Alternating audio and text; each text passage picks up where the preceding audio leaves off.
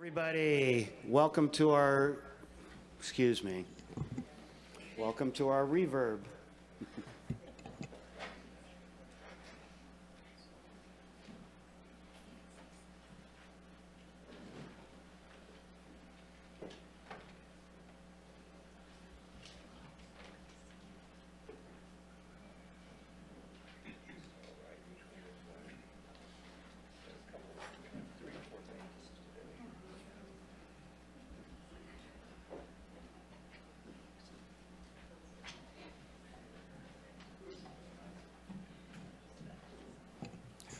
Okay, a little better without the reverb, right? So welcome to our Tuesday meeting, September 12th, for the Board of Supervisors. And if you'll please join, first we'll do a roll call, make sure, see who's all here.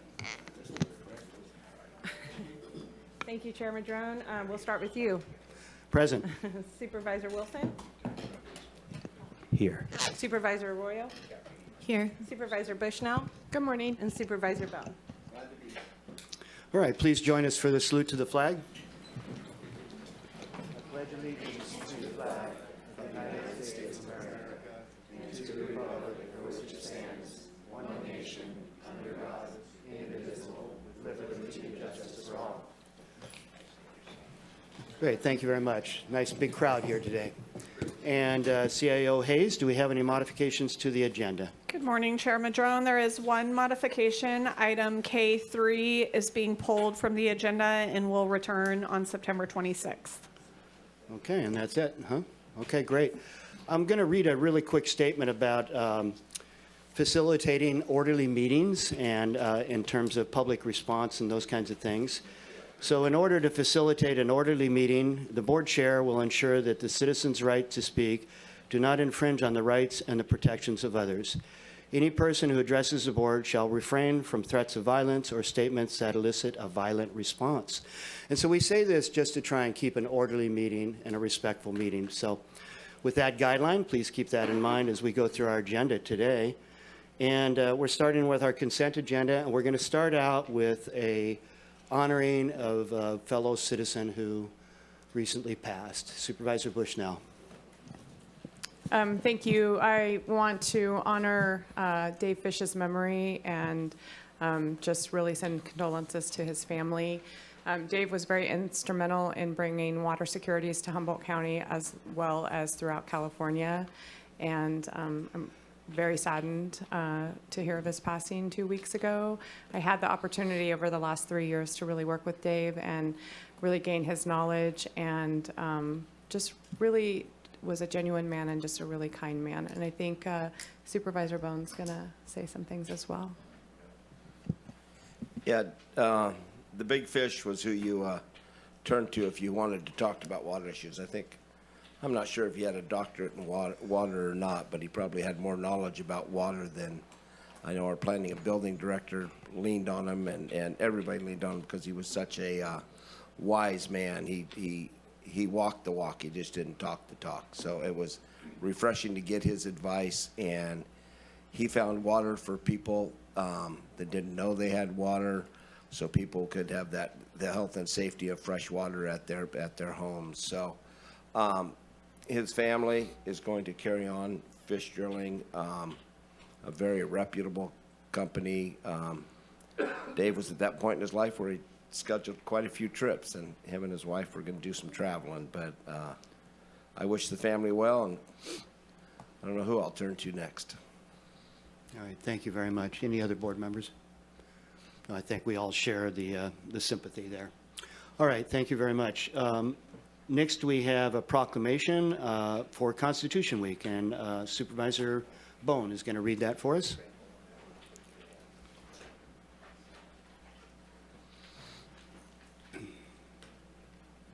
Is there somebody here to receive it today? Yes. Great, thank you guys. And I got this, I think, 11 or 12 years ago from you. We have more for the rest of the supervisors who may I'm not sure have one. everybody has one in their drawer, but if not, it's good to have it in their drawer so the people that are quoting it can actually see what it says and means and are accurate. That'd be great. So thank you guys for being here. It's a proclamation of the, everybody's digging through their drawers. It's a proclamation of the Board of Supervisors, County of Humboldt. Whereas the Constitution of the United States of America, the guardian of our liberties, embodies the principles of limited government in a republic dedicated to rule by laws. Whereas September 17, 2023 marks 236th anniversary of the framing of the Constitution of the United States of America by the Constitutional Convention. Whereas it is fitting and proper to accord official recognition to this magnificent document and its memorable anniversary, and to the patriotic celebrations which will commemorate it. Whereas Public Law 915 guarantees the issuing of proclamation each year by the President of the United States of America, designating September 17th through 23rd as Constitution Week. Now, therefore, the Humboldt County Board of Supervisors hereby proclaim the week of September 17th through the 23rd as Constitution Week, and encourages all citizens to reaffirm the ideals of the framers of the Constitution that had in 1787 and the subsequent amenders by celebrating the freedoms guaranteed to us through this guardian of our liberties, and to remember that lost rights may never be regained. Thank you. Thank you. Joan, introduce yourself. I'm Joan Tempest. I am the Vice Regent of our chapter. And I'm Catherine Mace, and I would like to let you know that Constitution Week would be a lovely time each year to review your Constitution, because so much misinformation comes out every year through social media, and people just throwing stuff out as constitutional this or that. And not all of it's true if you actually read the Constitution. So between September 17th and September 23rd, every year review your Constitution. It's a great idea. Constitution Week was actually started, officially enacted by Congress on August 2nd, 1956, by President Eisenhower from a congressional resolution petitioned by the Daughters of the American Revolution. And it was, has been happening ever since. I thought that was an interesting tidbit for you all to know. Thank you so much. We do have a display up at the library upstairs, and it's up actually for the whole month. And we've got pamphlets galore. We've got the Constitution, and we invite people to go and check that out. Great, thank you very much. And Thank this would you. be a Thank you. good chance for us to applaud our Constitution, really, right? Yeah, thank you.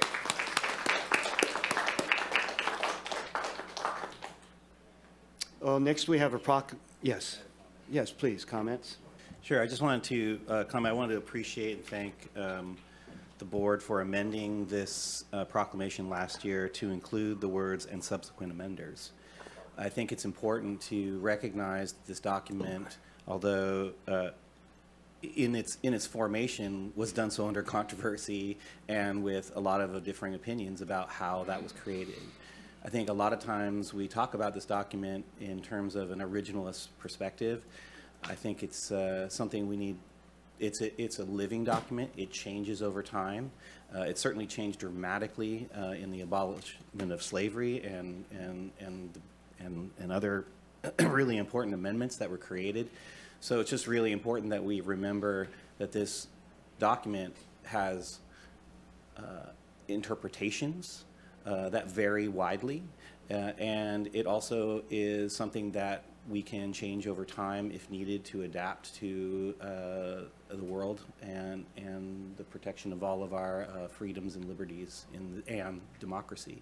I think the foundational element of this, for me, the most important part of this document, or when its founding, is that it created a government for the people, by the people, for the first time on the planet. And that's why these constitutions were emulated around the world with relationship to the formation of governments all over the place in democracies. So I just wanted to thank the Daughters of the American Revolution, who have also really expanded. I'm looking at their website and I was like really impressed with the expansion of the understanding of the untold stories with relationship to the American Revolution for those folks whose stories were not really told, especially with relationship to Black Americans at that time and their role in that space, even though they weren't afforded true freedoms until 100 years later. I think it's just important that this document be revered, but also really understood, as was mentioned by the folks here today. So thank you, Supervisor Bohn, for bringing this to us. Really appreciate it. Great. Anybody else? All right, thank you. So next we have item 5, which is proclaim September 22nd as California Native American Day, and we again have a proclamation. Is anyone here today from the tribes? Any representatives from the tribes? Okay, we're going to be mailing these back out to all of the tribes and in honor of this day.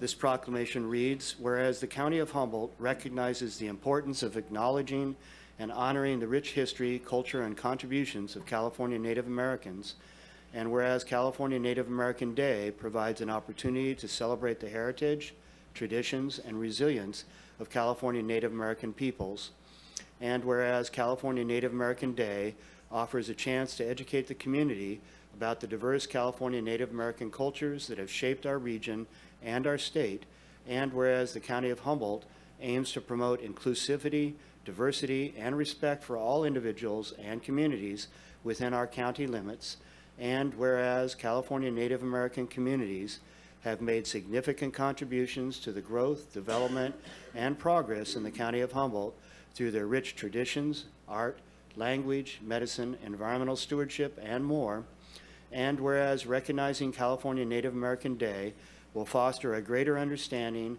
and appreciation of the historical and contemporary issues faced by California Native American communities, and whereas many counties and cities across the state of California have already established California Native American Day as an official observance to honor the indigenous peoples of this land, and whereas the County of Humboldt encourages local businesses and organizations to support California Native American artisans, entrepreneurs, and cultural initiatives through partnerships, collaborations,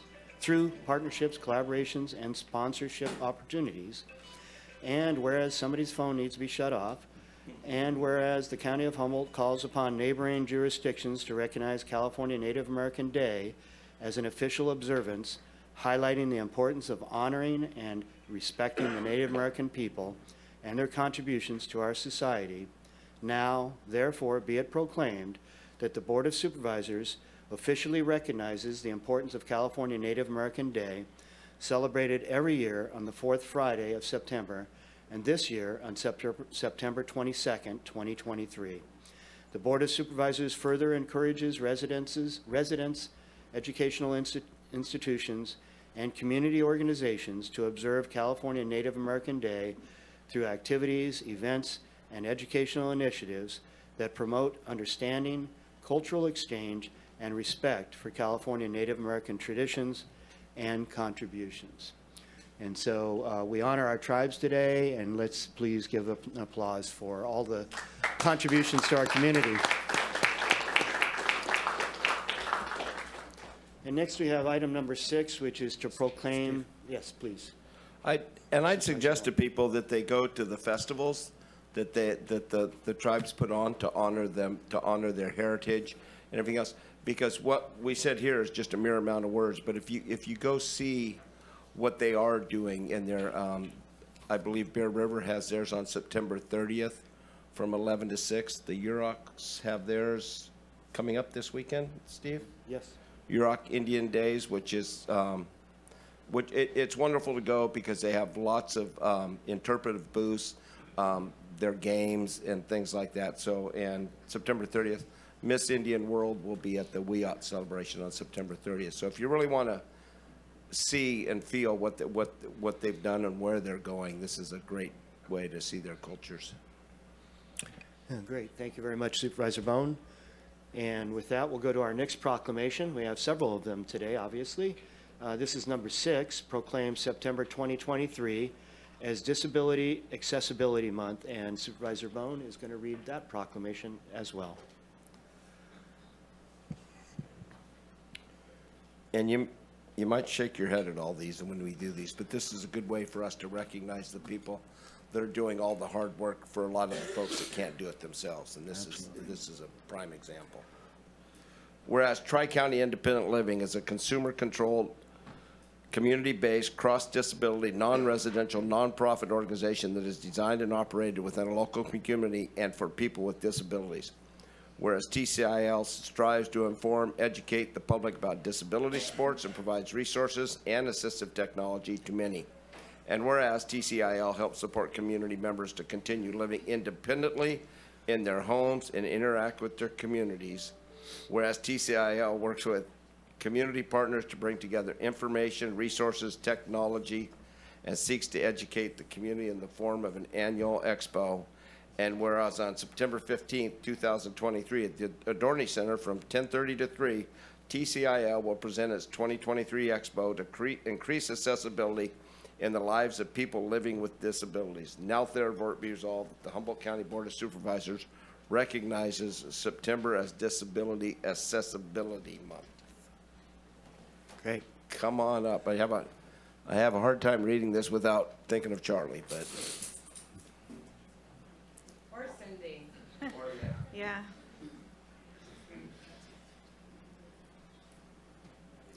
And Supervisor Bohn is bringing the proclamation around the corner.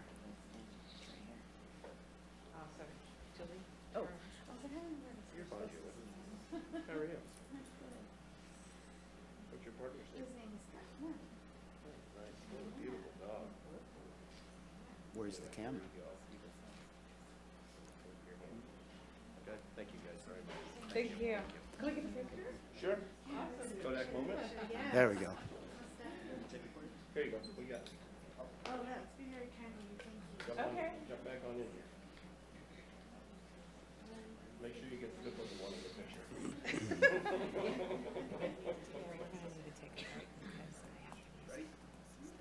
Okay. When, we'll have to do it before we take comment on the consent agenda, yeah, so. Can you just go ahead and reboot right now? I know. So, yeah, go ahead.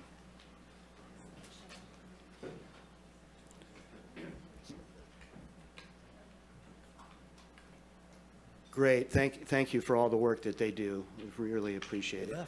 I know, That it was was- so quick. Well, and we're up here still dealing with technical difficulties, but. And the other thing, this is a perfect time to recognize Karen Clower and our ADA team. We're on the verge of topping $40 million spent on ADA compliant roads, buildings, accessibility on our 4th Street side, restrooms, so those that need to take advantage of those situations. And Karen has led this team since day one, and she's not done yet, but she's a lot closer to the finish line. And I'll let the CAO, if she wanted to say something, but Karen has bent over backwards to make this happen.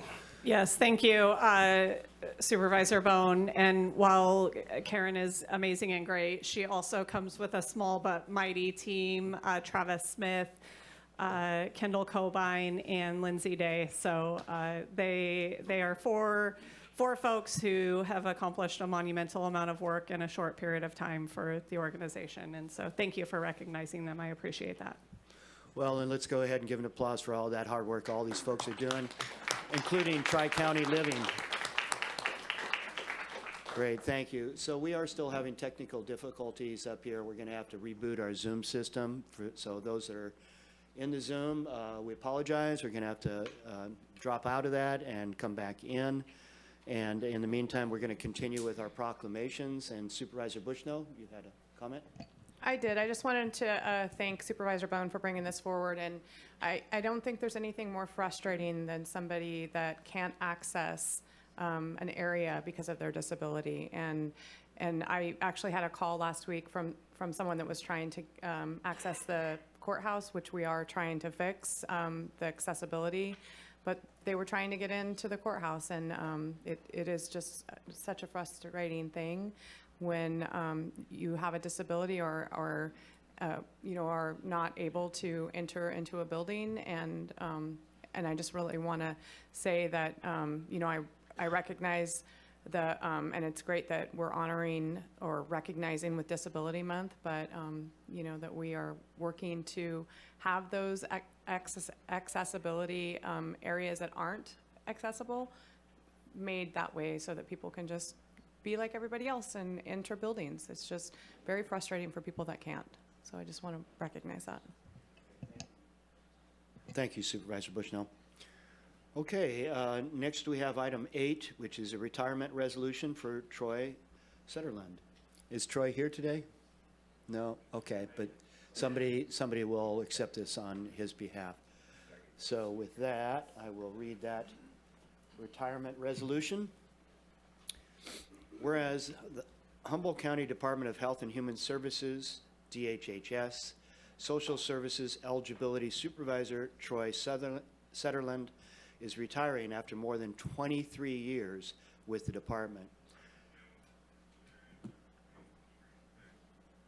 Whereas Troy was hired as an eligibility worker 1, and that was Troy, right, in May 2000, and was promoted to eligibility worker 2 a year later, eligibility worker 3 in 2005, and finally eligibility supervisor in 2011.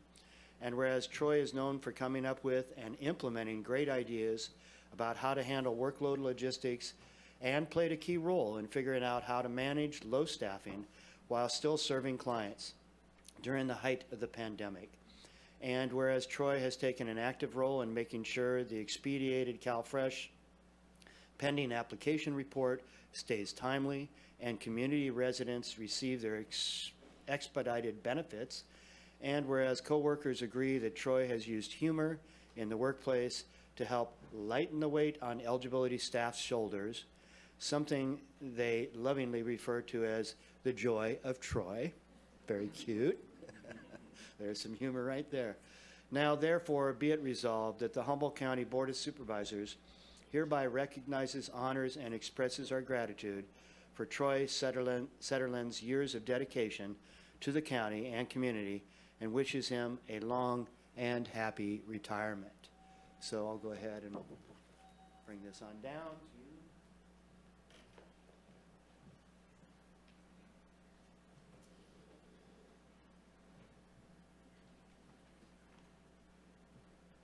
There you go. Please, if you'd like to say some words. Yeah. Troy really did want to be here today. He did actually retire on the 1st. Troy has been, like Supervisor Madrone said, he's been with us for over 23 years. He's been an asset to helping train dozens and dozens of eligibility staff. He's been key to streamlining processes, and he's just really been an asset, and he definitely brought a certain joy to our organization. So we wanted to make sure and recognize him after his 23 years of service to our community.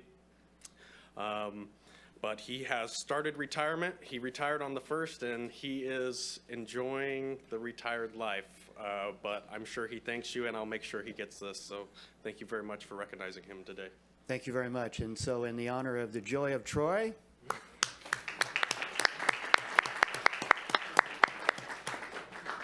wonderful. Thank you very much. Thank you, Troy, for your service. Sorry for all the commotion up here. We're still working with technical difficulties. And you may notice that in our agendas now, we do point out that now that we're doing hybrid meetings, that there is no assurance that if you're in the Zoom that it's actually going to work and you're going to actually be able to participate. Unfortunately, that's the way technology is. So we often like to say that if you really want to participate, be here like this great audience here today. So I just wanted to reinforce that point there, because we are going to continue forward with the meeting at this point. So we have next item 9, and of course at the end of all these that we're reading, there will be an opportunity for public comment on this consent agenda before we as a board take a motion and make a decision. So item 9 is Suicide Prevention and Awareness Proclamation, and once again I've been given the honor to read this one. Whereas the week of September 10th through 16th, 2023 is National Suicide Prevention Week, a time in which individuals, organizations, and communities around the country join their voices to amplify the message that suicide can be prevented. And whereas in Humboldt County, we observe Suicide Prevention Awareness Month during the month of September. And whereas the rate of suicide in Humboldt County is twice as high as the state average. And whereas it is recognized that people of all ages benefit from common tenets of wellness, such as access to effective health and behavioral health care, social support, and a sense of meaning and purpose. And whereas knowing the signs of suicide, finding the words to talk with someone who may be thinking of suicide, and reaching out to local resources are actions everyone can take to care for themselves and others. Whereas the Humboldt County Suicide Prevention Network, or SPN, is a group of public and private individuals, agencies, and groups working to identify strategies to reduce suicide and suicide behaviors, to bring hope to those affected by suicide in the county, and urge that we, number one, recognize and declare suicide prevention to be a priority in Humboldt County. Number two, acknowledge that no single suicide prevention program or effort will be appropriate for all populations or communities. And number three, address the disparity in access to behavioral health care for underrepresented groups and advocate for ending these disparities. And number four, seek out practices that support culturally informed and evidence-based mental health care and services. And whereas anyone in the U.S. can access 24/7 emotional support by calling or texting 9-8-8 and being connected to the Suicide and Crisis Lifeline. Now, therefore, be it proclaimed that the Humboldt County Board of Supervisors hereby recognizes the week of September 10th through the 16th, 2023, as Suicide Prevention Week, September 23 as Suicide Prevention Awareness Month, and in Humboldt County, and September 10th as a World Suicide Prevention Day. And is there someone here from Behavioral Health to accept this? Yes, good. Great.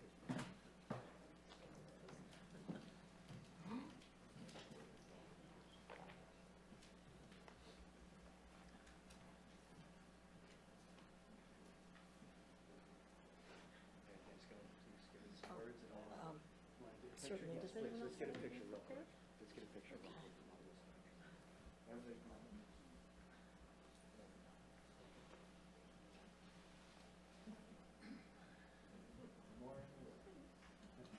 Good, good.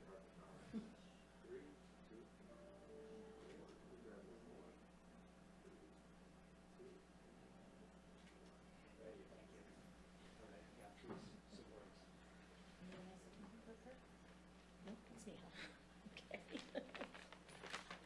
All right. Thank you, everyone, and thank you so much for that.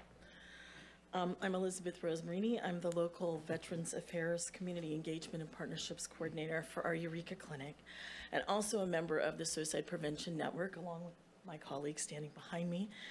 We represent numerous different organizations from the county to others, obviously.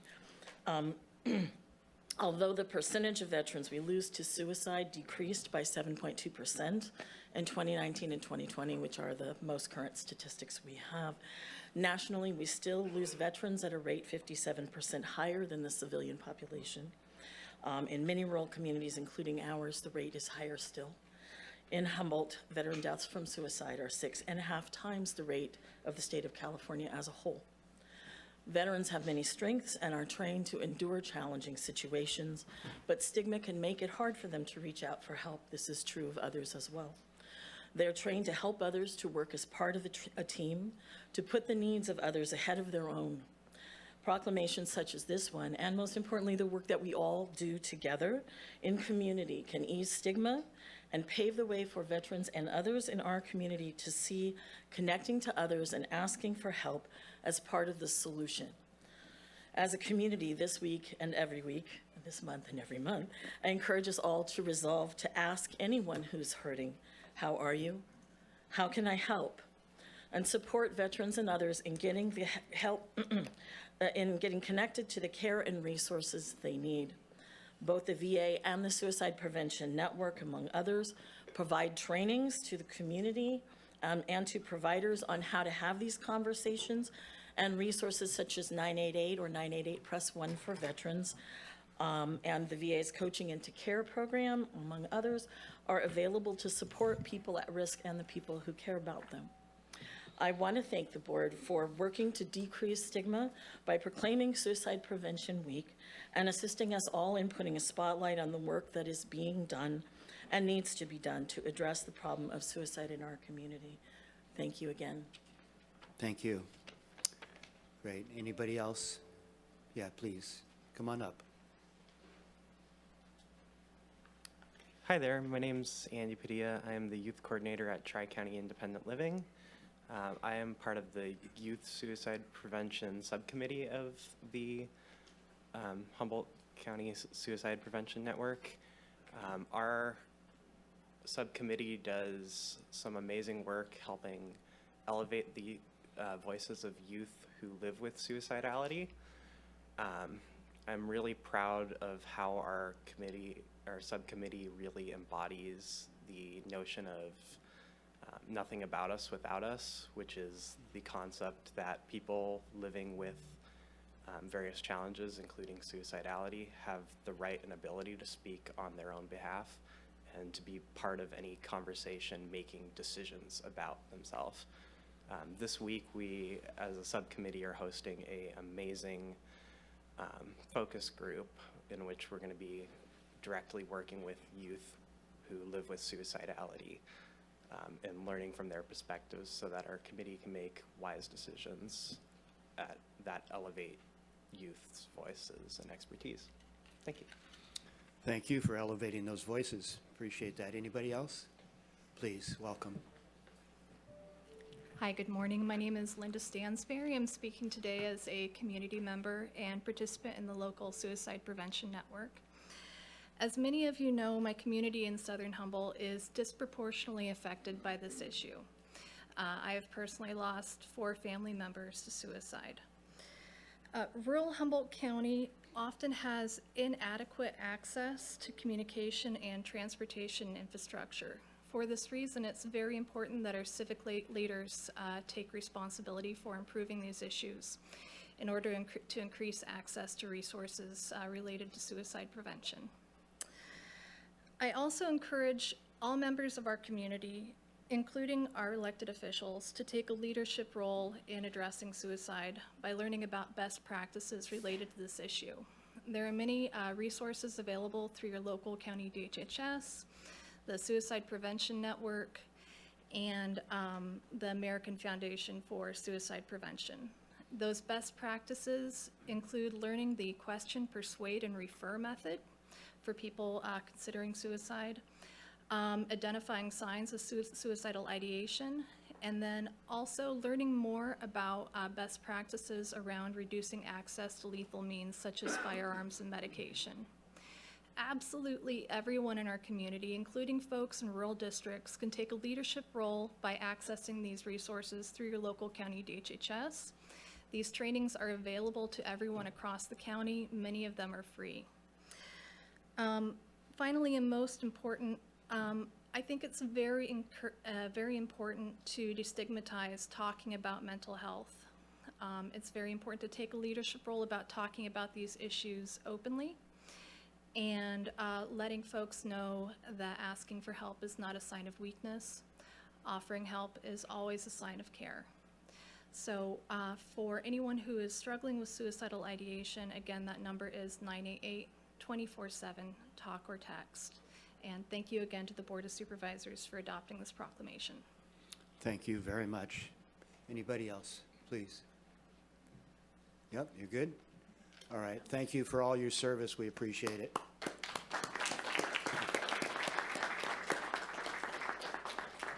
Yeah, I think probably all our families have been touched by that issue in one way or another, so the work of this group of people is just so important. Any other board member comments? Supervisor Arroyo. Thank you, and thank you so much for the work you're doing in Humboldt County. I know this, that is always a staggering thing to hear, that we experience suicide in this community at twice the rate of many other communities. So I have been through been through several different models of suicide prevention training or intervention, and all of them, of course, I encourage folks to take advantage of the training that was referred to by one of the commenters, and I know we'll be sharing this out in the community as well.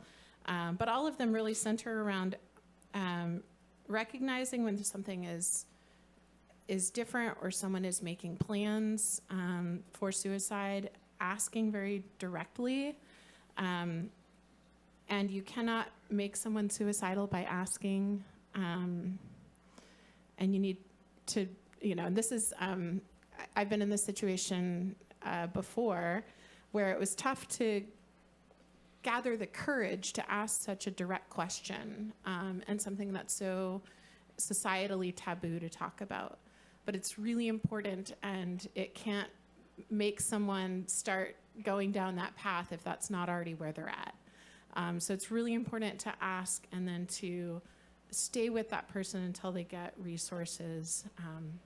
So those are essentially the steps that everyone, can take it upon themselves to learn and to follow and to be a little bit intrusive. That's the part that I think is really hard for our community. When I think about the kind of social culture of Humboldt County, there's a lot of live and let live. But in this case, it's something where I think people need, and often it's not a mental health provider or a community leader who's going to be in the room, hearing that thing that doesn't sound quite right. It's going to be peer-to-peer. It's going to be coworker to coworker. It's going to be a family member, a friend. And so it's really important that we all think about how important it is to be intrusive in that particular situation. And I think that's one challenge for us as a community, is checking in with each other when something's not right. So I encourage everyone to really check out the resources that are available. It's this incredible long list of hotlines and resources for people in this community. So I'll make sure to share this out and about. But thank you very much for the work you do.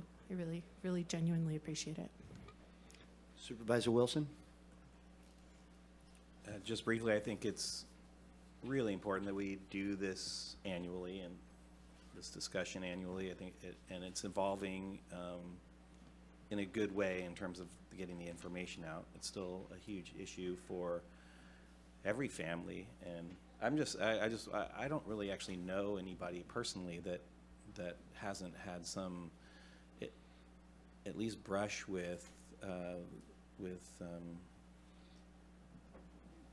family member or a friend who has at least attempted or been, or has succumbed to suicide, and it's just very impactful. And like I said, I think it's really important that we do this every year, and I appreciate all the effort of those that are working on it, and I appreciate the efforts of these agencies that we're aligned with here in getting the information out, including ourselves. Thanks. Great, thank you. Supervisor Bohn? I think Supervisor Arroyo said it best. Reach out if you see somebody. Don't be afraid. Well, it's easy for me. Don't be afraid if you're going to hurt their feelings, because you want to get the answer and you want to be there. Even the darkest night with a little help ends with the sun rising. So as we work with these people that are contemplating or just seem off kilter, or look at somebody that's having financial problems, emotional problems, personal problems, make sure they're okay before they become a problem, because it's just like anything, it festers. But what you want to do is help them heal and get back. It's good we bring this. Our DHHS has a great program. These young folks talking about it is very enlightening, because I don't know if we touched on, teen suicide is extreme, and teen suicide runs in waves, 1, 2, 3, or things like that. That's what we need to get to at a young age. There's so much to live for. Suicide doesn't end life. It doesn't end the problems. It just ends the chance of ever fixing the problems. So, as Supervisor Wilson said, we've all been touched by it, some a lot closer than others. Supervisor Bass her best friend passed away by suicide, and it affected her every year. quite a bit, and I realize that, so I recognize her up here because she was a big advocate and supporting DHHS and suicide prevention. So it is something that needs to be done. We have so many different organizations that can help, will help. So I appreciate this coming forward every year, but it's something we need to work on every day. Supervisor Bushnell. Thank you. Well, I think it's been said, but I do want to recognize what Supervisor Arroyo said. And, talking about suicide is uncomfortable, and it is uncomfortable to approach somebody. But if I want to agree, if you think something's off, make them uncomfortable, make them talk about it. Oftentimes people want to say, oh, they're not serious. They're serious. If you feel like something's off, talk to them. If even reaching out to DHHS or the groups that work with suicide, do that. If you feel something's off, call the numbers, get help. I'm not an expert, and so if I feel something's off with my friends or family, I'm going to call and get that help, and try to intervene the best I can. And if you don't, and something happens, you're gonna question yourself forever. Why didn't I? And it's better to get that, to intervene if you can. And so I do want to thank Supervisor Arroyo, that message she's sending and the message that came today is a good one. So thank you again to all the groups that came today and all the groups that do this hard work, and to DHHS. Thank you all very much. So moving on with the consent agenda, we do have just a couple of other items that I wanted to highlight real quickly. And one is that we have a navigation center that DHHS has been working on for a long time. And that is a wonderful asset. Thank you for all that out there. We're really, really proud of the hard work you've all done. This is going to be an incredible asset for our entire community, and very much appreciate the work to bring that forward. Also wanted to honor Tim Doty very quickly. Tim is being reappointed to the Behavioral Health Board, and Tim has been a real anchor for that board for years.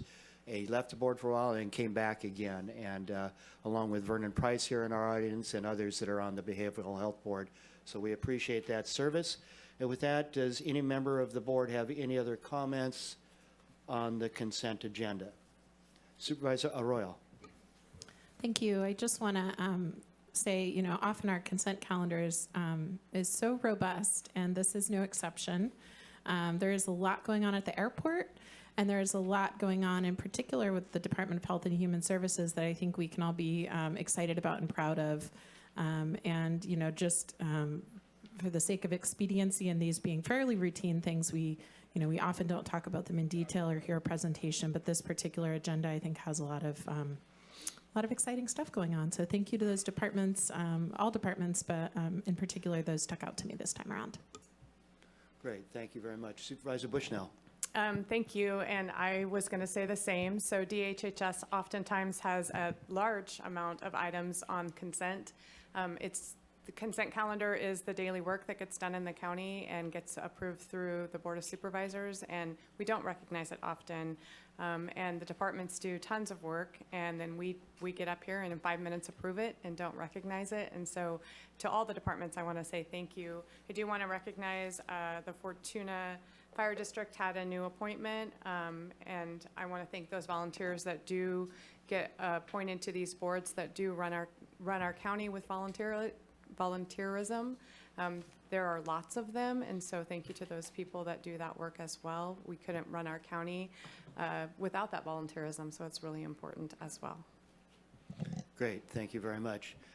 And with that, we are going to move forward with public comment on the consent agenda. And as usual, I start out with Zoom, and I want to also thank our incredible staff here, Brooke Epperly, as well as Nicole, for all their hard work with the IT folks, helping us get Zoom back up and running, so we're off to the races here.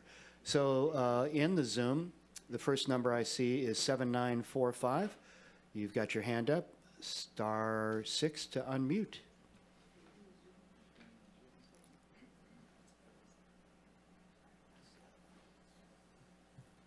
Good morning, and I'd like to thank you for giving me this opportunity. I'd like to My name is Monique Upshaw-Smith. I'm Program Manager with Social Services Branch here in our county. I'd like to celebrate Troy today in his retirement. I've been working with Troy for a little over 16 years, and it has been a great learning experience working with Troy, great opportunity to just get to soak up all the knowledge that he has on our CalFresh and health coverage programs, and he is just really going to be missed in the workplace. He was always one to make you smile or laugh. I'm going to start crying now, but I just really want to appreciate Troy and wish him all the happiness and success in his retirement, and I'm so jealous. Thank you. Thank you, commenter. And next we have 0116.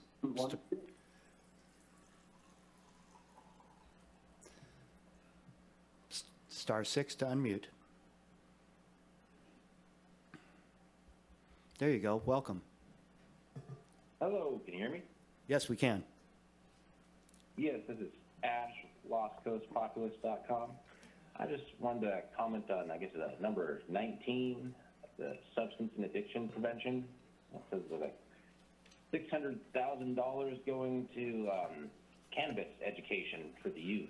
And I know that, it's considered a gateway drug, but with all the deaths with fentanyl and the, massive opioid problems that the county has, maybe that money might be better spent on just showing real life impacts to kids of the opioid stuff. I mean, I think it's like Pack Out Green Team stopped reporting the number of needles that were found in their cleanups just because it's so much and it makes the Hatcher program look bad.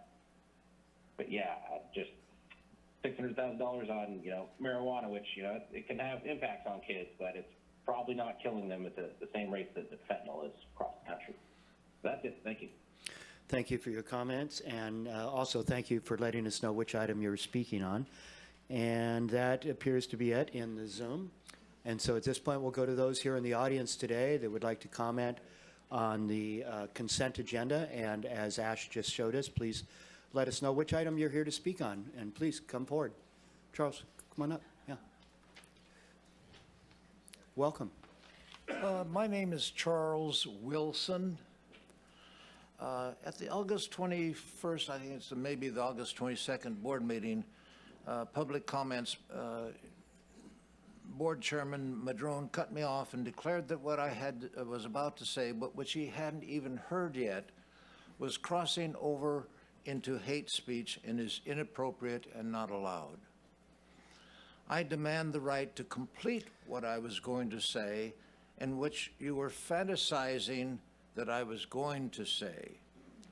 If you had not shut me up, the county and media wouldn't have been so spreading its vicious misinformation and hate campaign designed to elicit a violent response against me and my wife. So, Charles, I believe you're speaking on non-agenda items, not on the consent agenda. I'm sorry. That's okay. Why don't you go ahead and just finish your statement, Charles? Go ahead and finish up, seeing how you got so far into it. Okay. I'm going to go ahead and let you speak on non-agenda items right now. Non-agenda. So okay. little I was going to say unusual. something on that, but No worries. The Army did my ears in, so I can't always hear. The Lost Coast Outpost amplified this fantasy. It calls me incoherent and rambling, but it then misquotes me by using the single word and, A-N-D, instead of, and, it's, big pause, as I stumbled before beginning my next thought. I said when I volunteered for the Army, I was told by government that I had to shoot people government did not like. Government. Madrone cut me off there. Note that I said government twice. Government said government and all that kind of stuff. I did not say that I wanted to shoot people or any group. Madrone should listen to the recording, not to your imagination there. I would have continued, I was 18. It would be 3 years before I could be allowed to vote. to even vote on the dumb government that told me that I had to shoot people. I didn't like the idea, just like now with the government promoting child mutilation, eliminating women's right of privacy and security, and forcing dangerous government medication in order to make money for pharmaceuticals. County Administrative Officer Alicia, it was spelled that way one place, Alicia Hayes, apparently did not listen to the recording or at the meeting, I don't know, before making her several comments. She cited my name specifically and said I talked favorably about being able to shoot people who were not disliked by the majority. I did not say I wanted to shoot people or any group. I said what government said, and she changed it and apparently hysterically said that I said it. I did not say it. She changed government to the more sinister political majority. I did not say majority, I said government. Charles? She emailed all the... Charles, your 3 minutes are up. Oh, I'm sorry. I know it Anyway, goes very quickly. I just want to finish up it. Many people have seen it, including sick, violent people and probably the sheriff, FBI, and CIA. And at the fair, my wife was assaulted twice. Friends urged me not to protest at the courthouse, which we've been doing for 3 years. And I demand a written apology from the county, Madrone and Hayes, as well as actions taken publicly to correct the county's false malinformation, which defamed the character of me and my wife, and which has put us in peril. Thank you. Thank you. Appreciate your comments. I used a lot of leniency there, and that was partly because I did cut you off early last time, Charles. So welcome. Consent agenda, which item? Ken Sawatsky, I'd like to speak on items 1, 2, and 3 to start with. That was touched briefly by Supervisor Arroyo during our, I think it was 50 minutes of consent item communication. Those, I think there's $7 million worth of grant money coming to the airport. So I wanted to put the number to what we're doing out there. And this is strongly supported, by us to improve our ability to get in and out of our airport. And thank you so much for Cody and all the people that have put these grants together. So I know we don't have a specific grant writer for them, but somebody's doing some grant writing out there. And so I also did want to make a mention on another topic here. And I'm going to have to look and see which one it was so I can give the thing, or I can just describe it. It was basically number 7, submittal of Supervisors' monthly expense report on meeting. I watch that every single time to see how much is being spent by you folks where you go and your travel expenses. Normally an average comes out where, well, Supervisor Arroyo's district is closer. She doesn't have the travel time, and Virginia Bass was the same way. The outer districts frequently, will have like $400 to $500 per person, as far as their expenses go. This time, the total, which of course, if you average that out, that's 4 times 5, $2,000 usually at the most. We were in excess of $12,000 worth of travel on this one, and I will acknowledge that 2 months worth of road travel was put on there, but the public is kind of worried as far as us spending money for things of that nature. We're also giving quite a few equity raises, and that's another topic that was on here, and I'd like to sometime find out how many of those total equity raises, and I can't remember which one that was, but they were given here for certain staff members. So trying to watch the dollar on consent, what's going on here. And I did want to make one last notation here that Steve Madrone's wearing a wonderful shirt, and I'd like to know who made that shirt for him. Probably be back on Loco again for the best shirt in Humboldt County. So I would welcome a comment on that sometime during this process.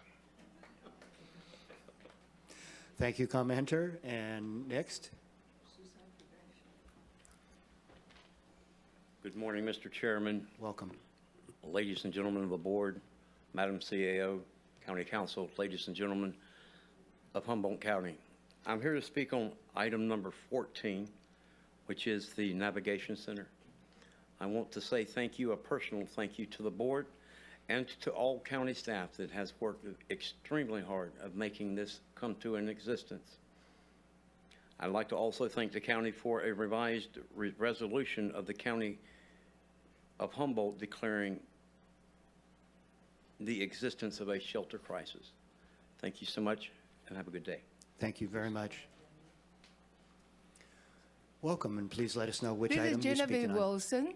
I'm talking about the agenda about prevention of suicide prevention.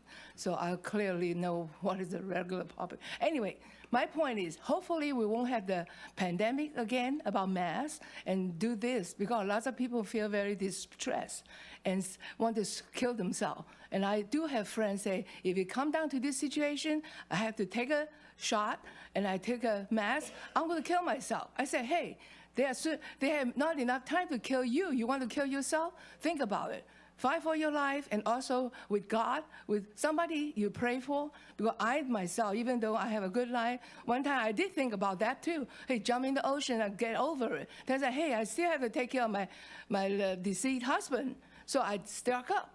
Life's getting, there's a lining tomorrow. Always think about that, because if I did that, I won't be around here. My point, we all have downtime. Think about tomorrow getting better. And I recommend think about the song Smile, the rainbow out there. And also treat people as you want to be treated. And don't incite violence. And treat people, or like I say, think about what people say. Like people say, oh, you have bad people.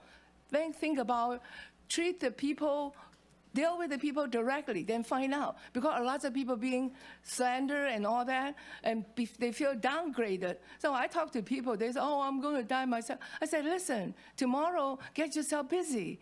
Do something, and that will be wonderful. And also, a poor veteran, a lot of people suicide, they were kind of, because they had to go to war for us. And then they had all kinds of things, they're addicted to the drug, but we need to help them detox. That's the only way to do it, because their whole life, like as a nurse, you had your whole body, you had to think about it. If you're well, you will think better. That's all my comment for now. Thank you. Thank you very much. All right, appreciate that. And looks like that's it for our public comment on the consent agenda. And so next we will go to the public comment on non-agenda items, and I'll start in Zoom, but I want to read this statement once again. The Board of Supervisors values the Constitution and person's First Amendment right to free speech. In order to facilitate an orderly meeting, the board chair will ensure that the citizen's right to speak does not infringe on the rights and the protections of others. Any person who addresses this board shall refrain from threats of violence or statements that elicit a violent response. And Charles, I apologize to you for cutting you off early last time. The process, as I understand it, would be that we would first give a warning if we think that somebody's crossing over that line, and you're right. I jumped to it before you made your final comment. So there's my apology to you. And but in the future, we would have a warning first if the person is going into that area, and then they would be allowed to continue their comments as long as they don't go into that area of eliciting a violent response or threats of violence towards individuals or groups. So Can I make a motion for the consent calendar before yes. we move on? Please. Second. Sorry. Thank you. Thank you. Appreciate that. That's why we got 5 of us up here, right? To make sure we do it right. So we have a motion and a second to approve the consent agenda. Can we have a roll call vote, please?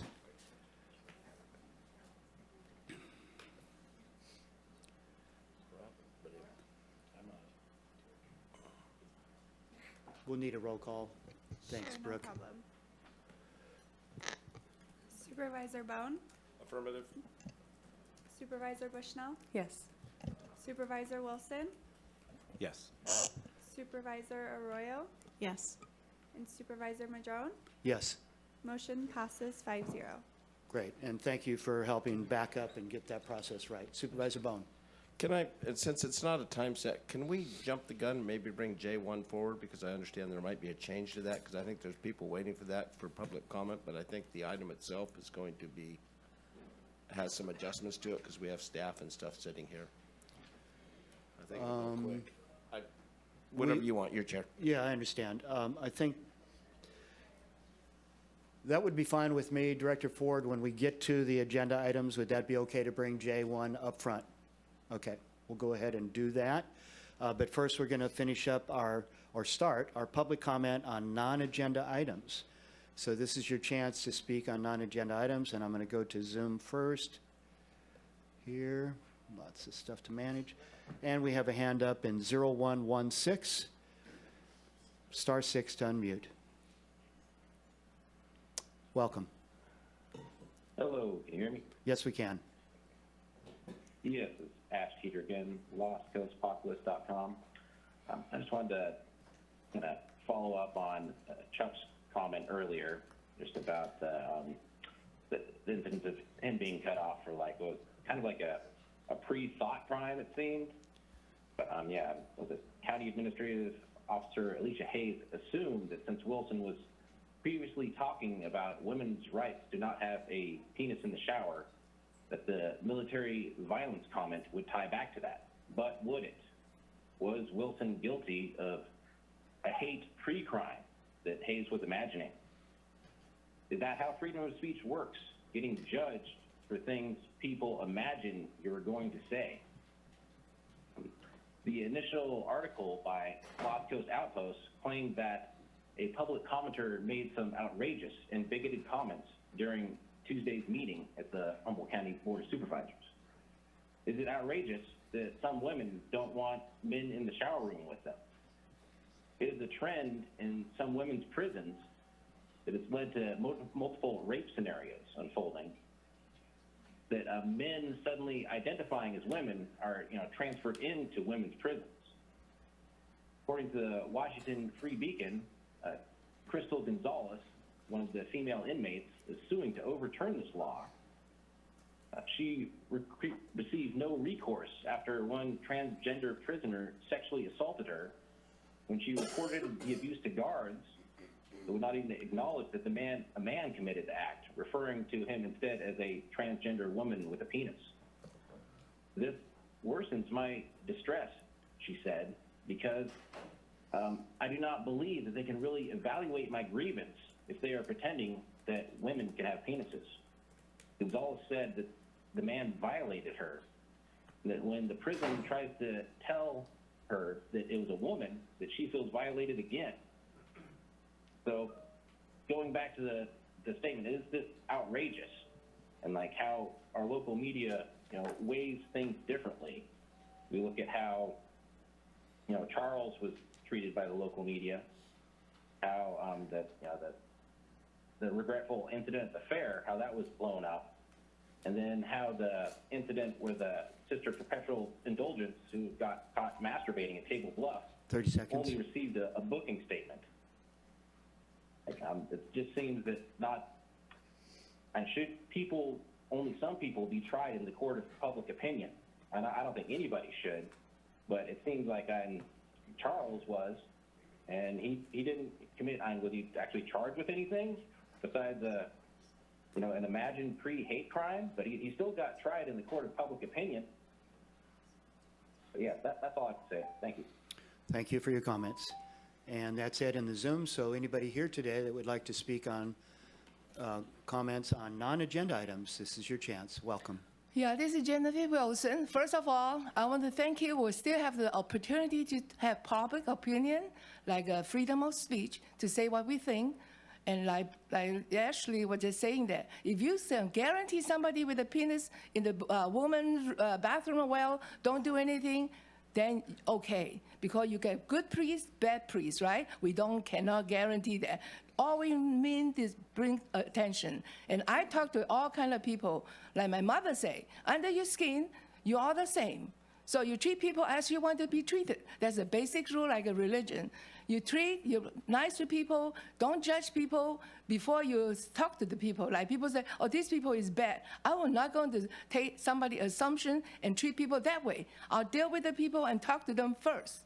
And right now, I say, when you say, people call me, you're anti-vax. I say, you're anti-fact. Now this day, at this time, you're still thinking about the vaccine. People took the shot and get the COVID. That's not a vaccine, so better wake up. And also, like people still wearing masks, you cannot have enough oxygen. All I say, treat people as you want to be treated. And also be happy and enjoy your life. That's what I do. I have people warn me, don't wear matching outfit. I'm happy, I talk to people, I have a wonderful life, but I cannot live like that. I have a mission. If government don't tell you what's happening, and they only tell you one side story, safe and effective, how many people die? Like even in Humboldt cremation, she said 60 people in 1 month. They are the one telling me that. Think about it. That's too many, 2 people a day, right? And it's coming up again. WHO, we need to defund them. Listen, we have our sovereignty. You want to protect your citizen. All the supervisor, your citizen, you are the sovereign. You are helping the people keep peace. Don't incite violence, and don't ever judge people talking, and don't think about it. Everybody should be that way, individually. Anytime in your life decision, think about the pro and con, and think about it first. Think for yourself, not by the media. Don't let people tell you what to think. Because like people come and say, the vaccine just come out. I don't have anything. They never pray anybody. But oh yeah, you kill so many people. What turned out to be? Right now we have the problem. They tell you, you turn purple. You want. That's it. But thank you very much. Love and freedom, not hate and tyranny. Thank you. Thank you. Next. Welcome. Kent Swatsky, I have a good friend down in Mexico, speaks just about no English at all. He's a fantastic plumber, electrician, and jack of all trades. And his one thing he does know is, don't worry, be happy. And so I think that's something we should all try and live by, only worry about things we can fix. I did have, and I'm really glad to see Charles here, and I'm glad that he's gotten one apology so far. This was my question was going to be, I was going to give him my phone number because I wanted to hear him finish the sentence. And it didn't sound like Charles, from what I've seen of him, was the kind of person that would be threatening people with physical violence. Neither of these 2 people have in the past. Now, my problem here is a process problem of what transpired. And unfortunately, I've seen this happen in other county things with staff, but our CAO, Alicia, was out of her lane. This is a legal question, and I think in the future, if there's a legal question, possibly she should mention to Miles, is something wrong here? And then Miles should say, pause to Supervisor Madrone. And anytime you have somebody who is not an expert on legal things, we end up in things. And I think Charles is a great person. I don't think he's going to sue the county. In my opinion, it would be quite justified litigation against the county for what transpired. But let's all just learn from this situation, make sure it doesn't happen again, and have everybody stay within their lanes as far as giving legal advice and entering such comments. We talked about the Constitution a little earlier today, and this is what this is based upon.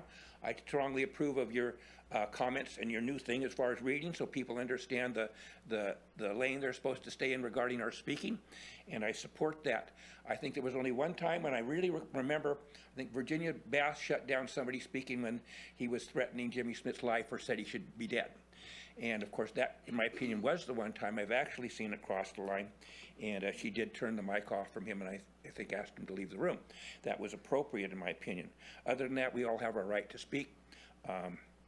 In the city of Blue Lake, we actually have the right where we can agendize things and we can pull things off of consent. And I strongly support things of that happening also. That's a little bit more transparency we have in Blue Lake out there. So. We have a city center park going in out there. I thought I'd give you a little quick update. Unfortunately, 2/3 of it's being covered in 6 inches of concrete. That's not a rural park. We were to have a bathroom out there. I have 30 seconds left approximately. Appreciate that.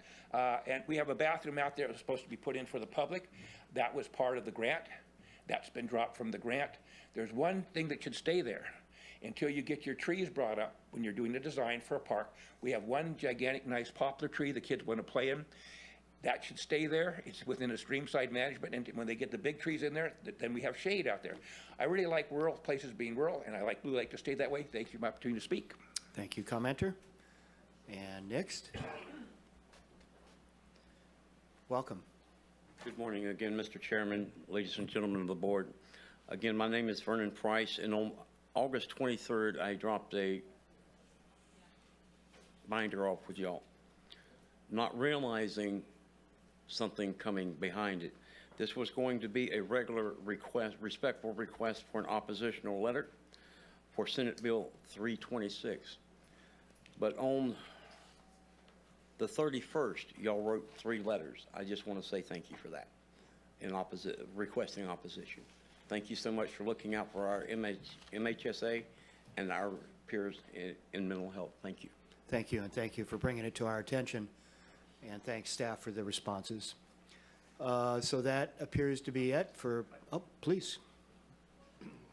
Morning. Good And morning. thank you for the Welcome. time. My name is Bill Connors, and I want to speak to you about the $17 million deficit that you have.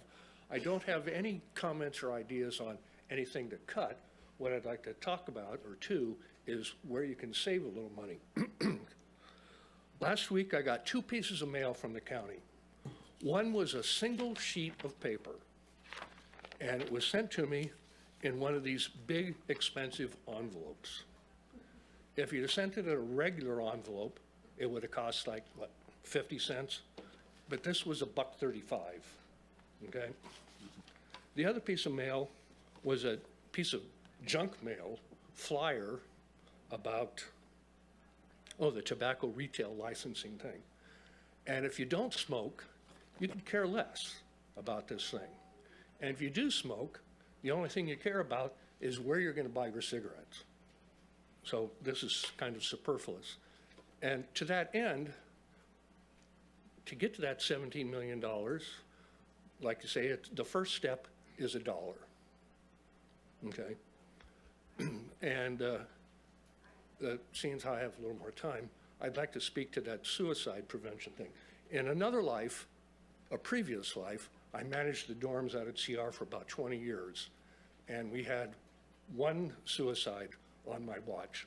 And it was it was devastating.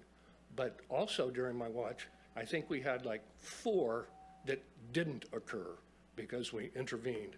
And for you folks and you folks, it's tremendously important, like you said, to confront the person, to say, don't do it. What's your problem? Do you have a gun?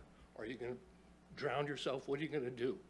And if it occurs at night, you can get them, promise me you won't do anything tonight. Because you can't sit with a person the entire time and be their conscience, Jiminy Cricket kind of thing. They've got to go on. But if you can get them to promise that they won't do it for that night, then you can get more intervention. Okay, so that's what I have to say, and thank you. Thank you. Appreciate the suggestions. Yeah, $1 at a time, you'll get there. I like it. All right, with that, we're going to go on to the rest of our agenda, our regular agenda, and we're going to go ahead and move J1 right up front, and we'll go ahead and start that at this point.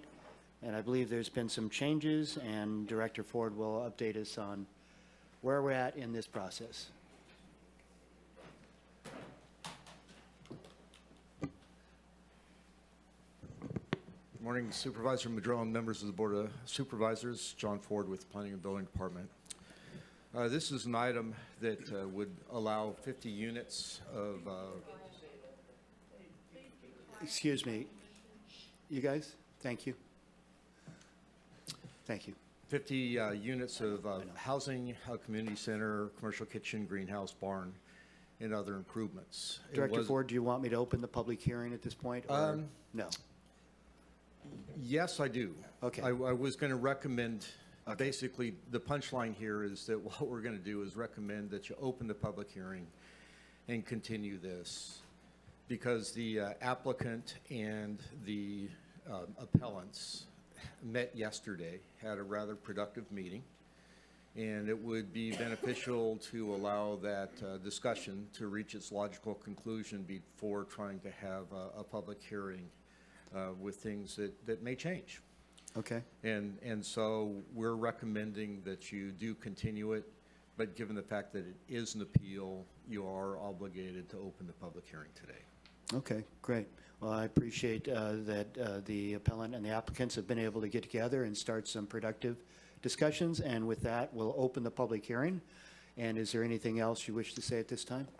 I wasn't going to give a long presentation because that's really the most important message today. All right, great. And my understanding is that the appellants don't need to make your presentation today as well. They And- were informed Yep. by email that they didn't need to, yes. Right, and so I guess I'm assuming that the way this will work is we're going to, as a board, entertain a motion to continue this item to a time uncertain. Yes. A date uncertain, and that if it does come back to this board, and that would be the point that you would make a full presentation, and the appellants would have a chance to make their presentation, and public comments and the rest of it. But at this point, there's some hope that things can be worked out, so you're hoping to let that play out. That is correct. So at this point, we're not going to have an appellant presentation. We're going to go right to public comment because it is a public hearing. And if nothing changes between now and the next hearing, and you make comment today, then that would be your comment opportunity. But more than likely, something's going to change. And if that is the case, then there would be an opportunity to make comment again. That's my understanding on how the process would work. So with that, I will go to Zoom first and see if there are any commenters there. At this point in time, there are no hands up in Zoom, so we'll go to those here in the audience. Welcome. I wish to comment on the continuation. I strongly support that. I have great faith that John Ford will be able to given the time for the continuation of this to another time uncertain, hopefully within 1 week, something will be worked out. And I did wish to, I'll make my comments now because I may not be available or things will change hopefully. This is a karma project. It has more support than any project I've ever seen in Humboldt County. And I really appreciate the willingness of the people bringing this forward to sit down and talk.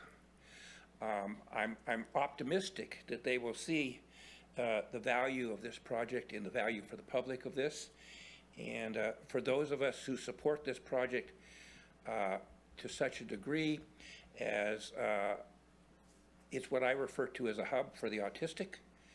And my property, as I mentioned before, would be spokes. And so we're hoping this will happen as quick as we can so that those of us who wish to participate can participate, donate, make the wonderful things happen. So appreciate the fact they're sitting down and hopefully you folks have input also with all the people involved, with the folks and the anesthesiologist. And then, of course, the precautionary thing is I would say out to any attorney that would be considering litigation on this thing and backing this, that hopefully they will be peacemakers also, because the bad karma that will go to anybody who's involved in causing this to fall apart would be horrendous. Thank you for my opportunity to speak. Thank you. Anybody else with comments on this item? Seeing none, we'll bring it back to the board, and I believe we need to keep the public hearing open. Is that correct? Continue it with the hearing open, yes. Continued with the hearing open to a date to be determined. Looking for any questions or a motion from the board. So moved. Second. So we have a motion by Supervisor Arroyo and a second by Supervisor Wilson to continue this matter to a time and date uncertain and keep the public hearing open. So, any other questions, comments? All right, let's go ahead. And do we all have our vote tabs up? Nope. Okay, so we'll need a roll call vote, please. Thanks. Sure, no problem. Supervisor Bohn? Yes. Supervisor Bushnell? Yes. Supervisor Wilson? Yes. Supervisor Arroyo? Yes. And Supervisor Madrone? Yes. Motion passes 5-0. Thank you very much, and applause to the applicant and the appellants for trying to work things out. We very much appreciate that. Wish you the best. What's? No, not real applause. I'm applauding it. As was said by one of our speakers, it's good when people can work things out. So Supervisor Bohn. And for people that are wondering about donating to this wonderful project, they are having a fundraiser October 27th. We are up, and you can look at their website and see what it was a great fundraiser last year, and I think they look for it even to be more successful this year. And you can help with this great project. Thank you, Supervisor Bohn. All right, with that, we're going to go ahead and go to our next item on the agenda, which is H1, form an ad hoc working group on to review the County of Humboldt's Facilities Master Plan, brought to us by Supervisor Wilson. Thank you very much. Appreciate that. This is actually a reconstitution of a committee that we had before, It existed, I think myself and Supervisor Fennell were on that. The purpose of which was to sort of help us move along with our facilities master planning, which really faded out along with a few other efforts with the onset of the COVID epidemic. So I'm just basically trying to get that back up and running. Even a cursory review of our existing plan shows that we really have not seen any new facility. Most of our facility, majority of our facilities were built before 1970 currently. And there's just been a depreciating number of new facilities every decade after that, and almost no new facilities in this last decade. There's a few, but in any case, we're seeing our, the old structures, including this one, where we have our planning department and Sempervirens and the coroner's office and the old hospital. And just a really a disparate and facilities situation where we're leasing spots all over the place. We're doing ADA upgrades in facilities that are so old. It kind of makes you question why we're investing all that money into facilities that in and of themselves really probably have limited life. And so we really need to invest some time and effort into moving that forward. So I will offer that with a couple of supervisors. I'm proposing myself and Supervisor Arroyo because I believe most of the facilities would be in, a lot of the facilities upgrades or new facilities may be in Eureka. That we work together with the city of Eureka to really understand that we both are the largest employers here in this part of the county with relationship to the city. We both have a lot of shared interests with relationship to facilities and how they might operate, and we want to be as the county a good employer and neighbor in the city of Eureka, understanding that we bring a big workforce into this space. We want to make sure that it's good for the workforce, but also good for our clients and customers, vis-a-vis the citizens that are using all of our services, whether it be medical, mental health services, or planning, or administrative, or anything else. We need to do that. And one thing I've learned over some years working in sort of facility upgrades and new facilities is that it's actually a recruitment and retention tool for your workforce. That we are actually, and I have talked to many employees that have real concerns about their longevity with relationship to this organization based on just the physical spaces that they work in and the need to update that, and it's a consideration for them with relationship to where they work. And so it's important. So with that, that's the gist of what I'm asking for, is to sort of start that conversation up again, have a couple of us do that, and I'm happy to have a conversation about that if we need to. So Great. Thanks. Any other supervisors? Supervisor Arroyo? I agree with all that, and also in our strategic planning sessions, this is one of the top things that we heard from our various department heads and staff who participated, and heard it loud and clear. So I think this is a logical next step. I'm happy to participate if that is the will of the rest of the board. I also recognize that we have county facilities outside of the Humboldt Bay area, and I'm cognizant of that, and I think that's really important that we maintain many of those satellite facilities. But I do think it makes sense to do this in collaboration with the city of Eureka for some of the hubs of our county facilities. So happy to participate. And one of the things that staff have been very responsive to is my concern and interest about having reliable, good bike racks at county facilities that are, in locations where people would likely bike to them.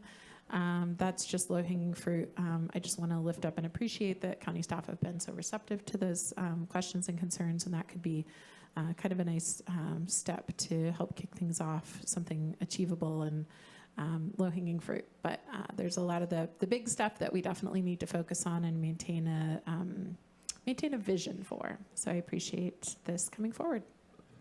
Great, thank you. Supervisor Bushnell. Thank you.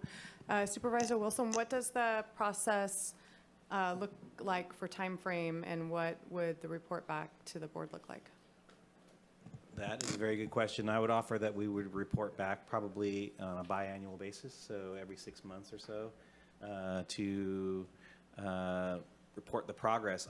Frankly, we just haven't really initiated these conversations in any fundamental way in a while. And so I really would want to sit down with staff and just see strategically where we're at. We just went through a strategic planning process, and these are identified. I would imagine this would be a somewhat similar process. We would have to identify funding with relationship to how do we support those activities moving forward. And we have some long-range planning within our Public Works Department, but I would say, and we have a staff member here today who's in charge of those efforts. But that would be part of the report back. Would be like, okay, what is it? How big or how much are we going to move on this, and how quickly? So I don't have those answers today. I just want to initiate that process so that we can have those discussions. Okay, thank you. So could I imagine that like the first 6 months would be identifying that kind of process in our buildings and what, and then come back to the board with a report, and then so forth and so on? I think we would be teeing off the existing plan to start with, and to see where we feel like the either the deficiencies, challenges, and opportunities are within that document, and see what our appetite is for what that vision might be moving forward. So, and we've all been to other facilities at other counties and other jurisdictions, and so I think we have a decent understanding of the scale and scope of what we might be looking at. But I also don't want to be held back by a sort of, I guess it's, psychology of poverty, which is what do we think we deserve versus what actually functions to actually make a cohesive and a functional government. I guess my question is, when we form ad hocs, it's specific and it's short term, and then we get the job done, and then we dissolve that ad hoc, we move on to something else. And so facilities is really a very long term thing, and so that's where my questioning is kind of going. I hear you. I would say that's a really good question. I really appreciate this succinctness of that. So I would say let's call this a 1-year ad hoc with the report back on sort of what our strategy might be moving forward for facilities upgrades, and then at that point we can adjust and see where we're at. Thank you. Yeah, thanks. I appreciate that relevant question. Supervisor Bohn. And as we do this, can we, there are a lot of things in the works. I appreciate everything that's been done in southern Humboldt with the new facilities down there and things like that, quite a few. But what I'd like to do is, we have a project that came to us 8 or 10 years ago, and this is what always scares me, and we're still working on the expansion of the correctional facilities and streamlining of the services we can provide, so we can provide, so we have less recidivism, we have a less controlled atmosphere for some of our work alternative people and things like that. And we've suffered 40% increase in production costs to do that. So as you guys take this on, I guess it's going to be, you guys have worked it out, but as you guys take this on, can we make sure the stuff, let's not get too many balls in the air, because I mean you can throw a rock everywhere and hit a building that needs to be improved. We're by far not the oldest facility in the state. I can guarantee you I've probably been to 15 that are older. But as we move forward, I want to make sure that we don't get too many balls in the air saying, hey, look what we've got coming. Let's get some of the stuff maybe to see how we can help them get those projects going. I don't know what that constitutes, but I think there are things going on that have to be done. So I'd like to make sure that the things that are in the works or have been discussed or actually have a shovel, not shovel ready, but a shovel pointing at them, that we work with those also. Yeah, I appreciate that. I think that's definitely, looking at the existing sort of capital expenditures or capital investments that are moving forward, and with relationship to where the money's coming in, we have some, good lines on that.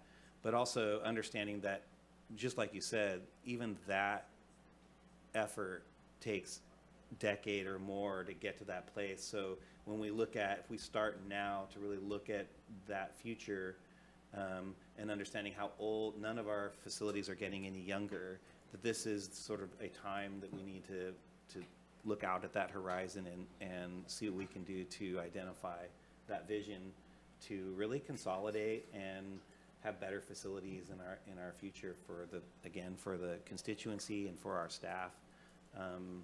So anyways, if you want to start now, we won't ever get there, so I figure this is the time. Supervisor Arroyo. Thank you. And I would say we haven't worked out much yet. This is sort of a natural extension, though, of us serving on the strategic planning committee together and continuing to hear this thought, and just, so the board knows, it's not like we've been planning much. Mike said, hey, I'd like to ask you to serve on this, in part because we've been hearing all those concerns come up. And I really can see, having, fairly recently served with the city of Eureka, that there's some real synergistic opportunities when it comes to looking at publicly owned property all around the city. And, one example, just to give an example, is our 2 corporation yards where we keep all our public works equipment, and in the county's case also the facility where we keep all our vehicles. It's like they're sort of, both of them are, what we're working with is, it's great to have, but neither of them are really that well sited. One is in the, tsunami zone in the city of Eureka's case, and, there's been a long-term effort to try to relocate that.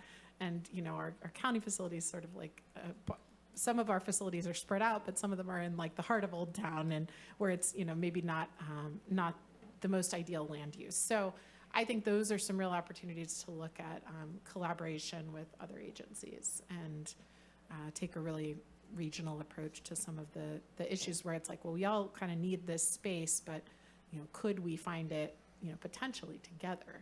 Those are some real opportunities. And then, there's the sort of eternal parking challenges that I think we could collaborate a bit more with the city of Eureka on. Great. All right. Good discussion by the board. So we'll go to public comment on this agenda item. I'm looking at Zoom. There are no hands up in Zoom. So I'll go to those here in the audience today. This is your chance for comment on this agenda item. Welcome. Strongly support you forming this ad hoc and the direction you're going with that. As Supervisor Bohn brought up, I've been watching and anticipating possibly the jail moving forward, and we kind of would be nice to get an update as far as why it's not. When we try to employ what I feel is an autistic process, and I like to own other people's really good ideas and then expand upon them. So without mentioning whose idea this was, but he wears really fancy shirts, in a conversation was the parking lot we have across the street here. And to do an overall long-term phase project, whenever you can get your money, you design, Arcata's going 7 stories now, against Arcata potentially. So you design a long-term project, parking garage on the bottom floor for your people. And then it doesn't all have to be at once, as you're able to get your grant money and get your grant writers concentrating on that right away. Then you phase that project out. And I always like that breezeway thing, like, 20 feet up in the air, where you have that nice glass thing going from one building to the other. People can walk across, they don't have to go across. And I've had a problem with the direction we've been going recently, which is kind of shadow-painted, looking for other parcels, a little one here, a little one there, the old Hunter and Hunt building, which they were leasing up there, was possibly being acquired, another lot over here. But I think in this case, you're best putting all your eggs in one basket, and I feel that's your location right there. And I strongly support partnering up with Eureka, so you don't have duplicity in these specific things. Share, I mean, that's what is functional in all the world, when you don't have to have a repetition of things that aren't necessary. So strongly support you moving that direction. That's my input as far as long-term planning, and I probably won't live long enough, maybe none of us will, to see this come to fruition, but at least you're planning for the future and the future generations and our needs. Thank you. Thank you. And next. Welcome. I almost said good afternoon, but good morning. Ryan Derby, I'm the Emergency Services Program Manager for Humboldt County. I just want to express thanks for bringing this forward. Speaking from my own office, we've had issues with recruitment because of our facility, losing out on qualified candidates because they come down and see the physical work environment where they would be working, which is a civil defense basement underneath the courthouse. So there are funding opportunities out there through what's called BRIC funding, or Building Resilient Infrastructure and Communities funding, also hazard mitigation funding, and those come with a 25% match. So if we look at these opportunities and look for opportunities to fund, we can get, for eligible projects, 75% federal funding, and then non-federal funding of 25%. So there is a path forward for a lot of these things, and if there's any interest in discussing this further, feel free to reach out. Great, thank you very much. Anybody else? Seeing no other commenters, we'll bring it back to the board. Supervisor Bushnell. I would like to make a motion to appoint Supervisor Wilson and Supervisor Arroyo to the facilities ad hoc for a term of 1 year, and at that time, from today's date, and at that time, come back to the board with a report. And also would like to thank them for doing this work. I'll second. So we have a motion by Supervisor Bushnell and a second by Supervisor Wilson. Any further comment?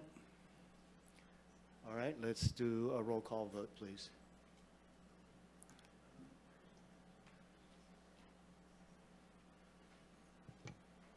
Supervisor Bohn? Yes. Supervisor Bushnell? Yes. Supervisor Wilson? Yep. Supervisor Arroyo? Yes. And Supervisor Madrone? Yes, and thank you both. Motion passes 5-0. Great, appreciate that. Okay, the next item is the appointment to the Board of Directors of Shelter Cove Resort Improvement District. And then after that, I'm going to take a 10-minute break, and then we'll jump into the grand jury report and closed session items. Welcome. Good morning.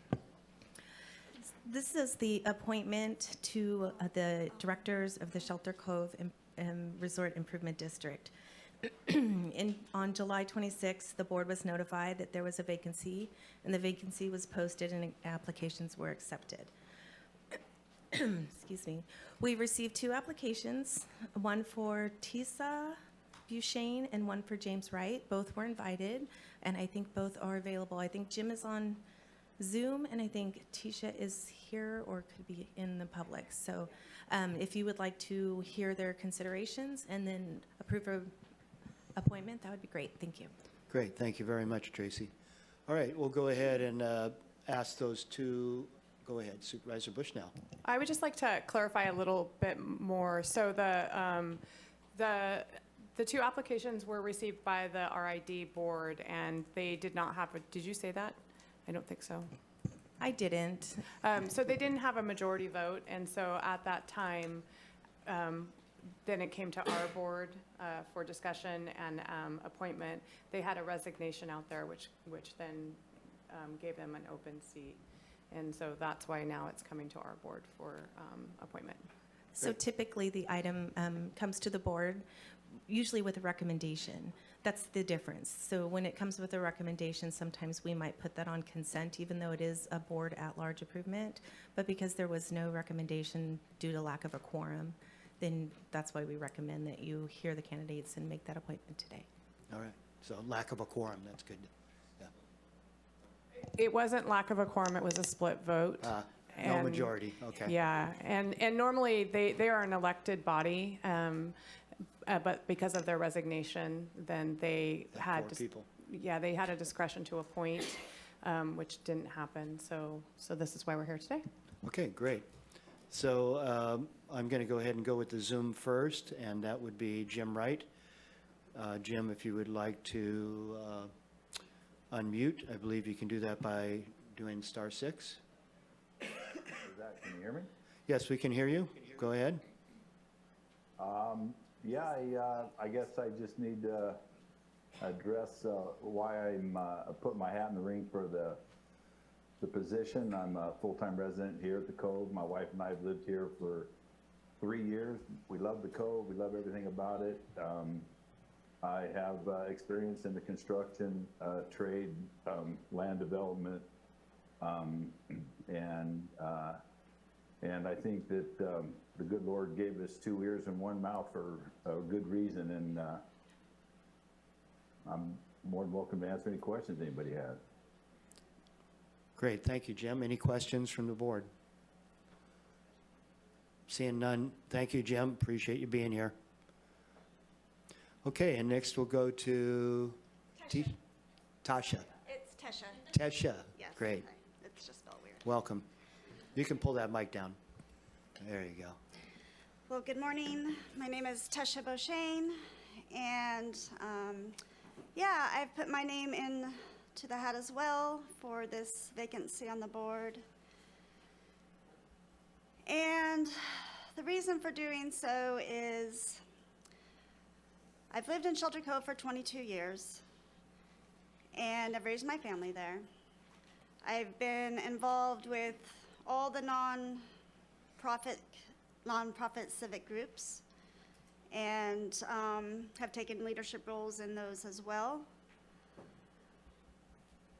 But what really has inspired me to bring my perspective to the board at this time is that I've also had the opportunity to work within the district as an employee for 7.5 years in the office administration department.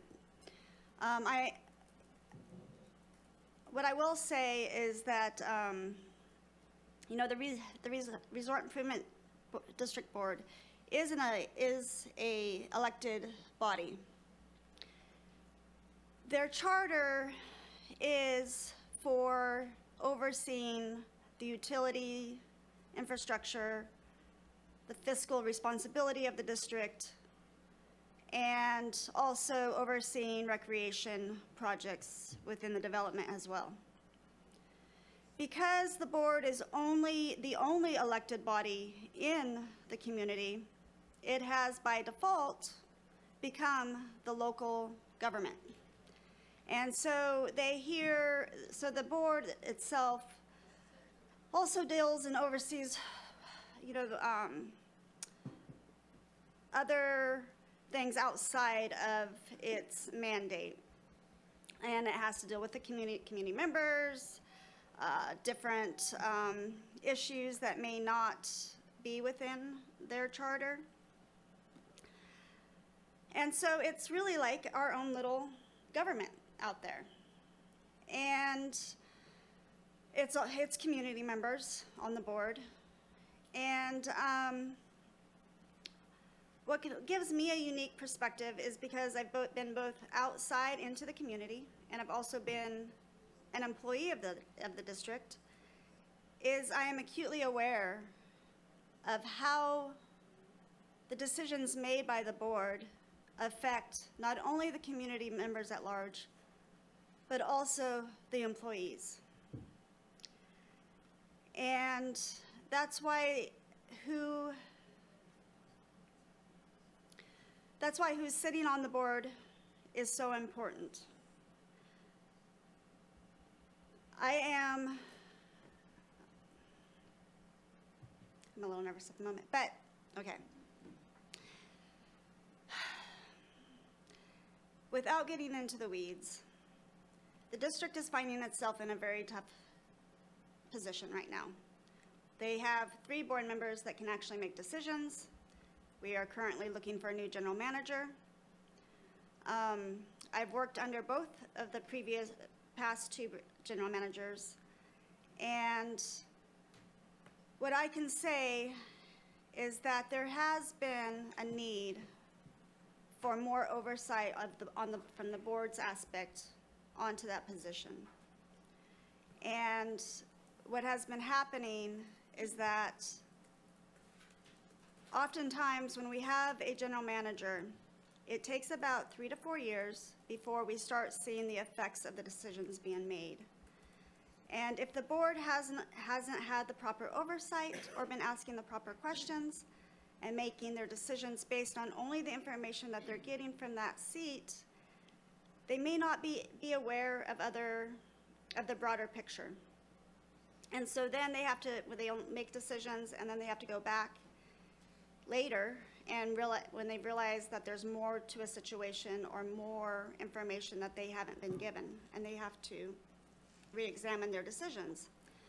And so that creates a lot of distrust in the community when that happens, because the community is relying on them to make the decisions well-informed.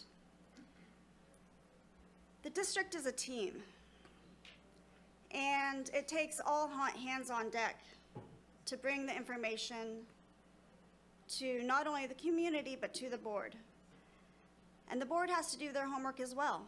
They have to do their research and bring information to each meeting so that everybody is looking at the same thing and not just rely on information coming out of one seat. They need to be doing outreach to the employees and to the community as well. This hasn't really been happening over the last, I would say, 9 years. I've been attending these meetings for at least 13 plus years. And I pay attention to the details and am aware of the fact that community members, employees have been trying to bring the awareness to the board that there needs to be more oversight of particularly the general manager position. Now, since the resignation of the last GM, the board is now catching up, and they now understand that we've been being run by a general manager that did not have the experience to make the decisions that were being made. I'm not here to get into the weeds or air our dirty laundry or anything like that, but I am here to say that it's time to rebuild the trust in the community, and it's time to push through policy or work as a team on policies that benefit not just the community as a whole, but really that is going to ensure the district to be able to remain solvent in all of its endeavors. And currently, our infrastructure is needing to be, and we do have some really good grants available right now, and we are working on some big infrastructure projects. But infrastructure is the number one, the number one item that needs to be focused on right now. And from my perspective, I'm seeing a push for the board to pick up other recreational developments that may be taking away from the prioritizing the infrastructure needs that are needing to be met now. And so I would like to see, and if I was appointed on the board, I would like to focus on the infrastructure. And I would also like to focus on making sure that we rebuild that trust in the community and with the employees. We are with the employees right now. When I first started attending the meetings, and before I began working with the district, there was even within the community at large, there was a us and them attitude. And that the board and the district always did whatever they wanted and didn't care about how they affected community members. Tesha? Yes. Excuse me. Yeah. I think we get the gist Okay. of where you're coming from. All right, thanks. Sorry. My apologies So for anyway, interrupting. no, that's good. But I think we get it. Okay, so I care, and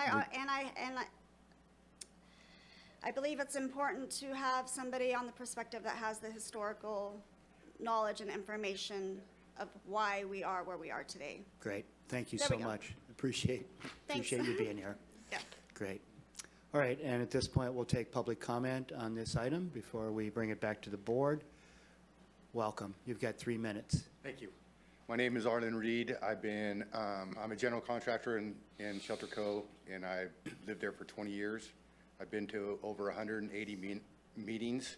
I've seen over 15 board members in position there and 3 general managers. I'll make this simple as Tesha, I've seen her there so many times, and one thing about her that I'm here in support of her is that she can change her mind. She doesn't just come in there, I'm going to vote this. She'll listen to everybody and then make her decision that way. And that's the strongest thing I have to say for her. Thank you. Great. Appreciate that. Anybody else have comment on this item? Seeing none, I'll bring it back here to the board. Any questions from the board? Yes, Supervisor Arroyo. So I really am impressed with a lot of, these small districts that, especially for far-flung communities that are far from their neighbors, do so much of the local governance. And one of the things I noticed in looking at the Resort Improvement District website was that each director has committee assignments to focus on specific areas. And so something I was wondering about, and I don't know for sure if anyone in this room can can answer this, is whether the vacant committees are the ones that inherently the new person is going to be assigned to, or whether those kind of get reshuffled. I'm guessing they get reshuffled when they have a new member. Do you happen to know, Supervisor Bushnell? Do you? I don't. Okay. No. Okay. So I see that it's CERT, emergency preparedness, and the fire department that currently are vacant with the departing board member. And so I'm guessing that those would be reshuffled. But it looks like, I was impressed to see that each director has their own assignments individually to committees that aren't with another board member. So it looks like they really divide and conquer in Shelter Cove, which is awesome. If I could interrupt, though, I believe that Susie Fox was the member that resigned from the board, and when I spoke with her, she is this person that does the CERT out there, Yeah. and I believe she's going to stay as the CERT person, and she is invaluable in that position, and so I don't think that position will be shuffled. I'm positive of it. Okay. She's very instrumental there and is just a go-getter in that department. Yeah, that was part of what I was wondering, because CERT and fire are both, take a lot of Yes. a lot of specific training. Yes. So Yeah. that's good to hear. And Ryan has worked with Susie, and she just I don't remember. They have one of the largest CERT membership out there, and she assured me she is staying in that position. And this term looks like it ends in 2024. So then that the person that's appointed would be up for re-election at that point. Absolutely. Okay. Yep. All right. So if I could. Supervisor Bushnell, please. Sure. So, I'm going to make a recommendation, and I have gotten reached out to by many members in the Shelter Cove community, and because it is an elected position, I feel somewhat obligated to make the recommendation that the community has most recommended to me, and so I'm going to do that. But I do want to say that the RID community and the Shelter Cove community is it's a great little community. They do run like their own government as far as their water and their power and their that kind of thing. However, they do have their county roads and they're not incorporated, so they are very much dependent on county as well. And so with that being said, I do want to say that the county and the Shelter Cove district work together, and the fire department there also depends on Measure Z funding and other kind of services that the county does provide. And so we do work really well with them. Public Works works well out there with them, and helping with the roads out there and that kind of thing. So I would like to make a motion that we appoint, and I'm gonna, yes, your name. Tasha Bohn, that we appoint Tasha Bohn to the RID district for the remainder of the term, 23-24 term. Supervisor Bohn. I'll second with a comment. Okay, we've got a motion by Supervisor Bushnell and a second by Supervisor Bohn, and a comment. Yeah, I'm not sure. I appreciate the information and everything else. And a lot of times up here, then the word is right. We'll get people to tell us what they need or want, and sometimes we have to make a decision what is right and what works best. The Resort Improvement District, and I know Supervisor Bushnell is very familiar with it, approved in the 1960s, probably would have never happened if the Coastal Commission was in action then. But over half of the lots are unbuildable. There were a lot of corners cut. A lot of people still buy lots up there and then get out there and get to the store and they try to find their buildable lot. They bought 3 lots. They're going to build and find out they're basically unbuildable. But we can't put that on the titles.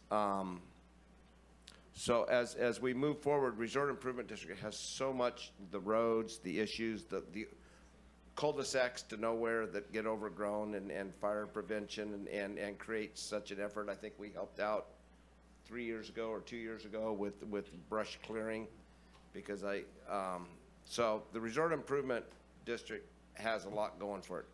I appreciate Mr. Wright. He brings a myriad of it looks like ideas, contractor, everything else. You bring, ground truthing knowledge to it. You ran a much better campaign, because I have emails were 10-1, so you won that war and everything else. But I seconded this because I don't have a problem, because in 18 months this comes up for election, and then everybody will get to decide, and you will have, depending if you get on there, either one of you will have had a chance to show your mettle. So that's why I second it. I appreciate it, and then let the people of Shelter Cove decide. Supervisor Wilson? First of all, you're right. I don't think if this proposal for this subdivision came today, I don't think it would be the same through this board or for the LAFCO or anything with relationship to all of the problems or challenges that it has with, sort of in the sustainable elements of that. But it is what it is. I just want to point out that I do believe that oftentimes, not often, but it is used when boards are 2-2 splits on things like this. You can actually, through a majority of that board, choose to have it decided by a coin toss. And it doesn't have to come here necessarily. I'm just saying it's an option that a lot of boards have available to them, and I just want to let people know that does exist. I'm just, was that not a? It was not an option with their board by their bylaws. And really? Yeah, and so we that's not correct, Mike. Oh, okay. Well, I just said I said a lot, and so I didn't say all. So I'll say something. A lot of boards have that as an option. You may want to consider adding it to your bylaws, so you don't have to come to us again necessarily. But that being said, I'm going with a motion for all the reasons that were stated here today, and I'm hoping that success in the future. And I'm hoping that there's recruitment with relationship to the other positions as well. I mean, there just really needs to, in terms of the election in general, that you have more than just a couple folks running. So that's it. Okay, and I have Supervisor Bushnell and then Supervisor Arroyo next. So thank you. I was going to say more once the second was made, and what I wanted to say is that I appreciate James's thoughts and process as well, and because it's a very short term before a re-election happens, and then really the community will be able to have that vote and that say. When I was elected, I really came in here and really listened to my community and kind of sat here and learned my job and really treaded lightly for a little bit and then decided to, okay, I'm going to move forward now. And so knowing that you have to work with 4 of their members is super important. And sometimes you have to give in when you don't want to for the better good. And so that would be my advice to you. And it's a great little community out there. I'm out there a lot. I have a home out there and really love Shelter Cove. It's, been my second home for a long time. And so I wish you luck and thank you for also putting your name in the ring. And hopefully there's a new general manager to come soon and help out there. But Shelter Cove has always been a gem. And so, but I really, really appreciate James's willingness as well. And so, in 18 months, there'll be another opportunity. So thank you as well. Supervisor Arroyo. Yeah, I just wanted to say, how much I appreciate seeing both of these applications, and I can see why it was a challenge for the board to decide and why it was split, because you both have such meaningful experience, and we certainly did see a lot of emails of support for Tesha, which was really cool to see. I think it's a testament to living in a community for a long time and contributing to it in a lot of ways that are really meaningful to people and to your neighbors. So that was great to see. But seeing James' application as well was really neat to see. Someone who's fairly new to the community, just absolutely, this application screams love for Shelter Cove. It's all in caps. I love the Cove, and just the enthusiasm is really palpable in this application as well. So I so appreciate that, and I really think having someone with your experience, James, would be really beneficial to the community as well. So I was kind of torn about this one. Just I know it can be tough when you're fairly new to a community to kind of build those connections, and so I hope and encourage you to participate in civic life in that way in the future. I'm ready to go ahead with the vote in general when I'm just not totally sure about something, or where it's like there's several good options. My tendency is to try to go with the supervisor's perspective, who represents that district. So I'm supportive of that as well. But I just so appreciate this, and Shelter Cove is a very unique jewel of a place with a lot of quite fascinating land use challenges and infrastructure challenges.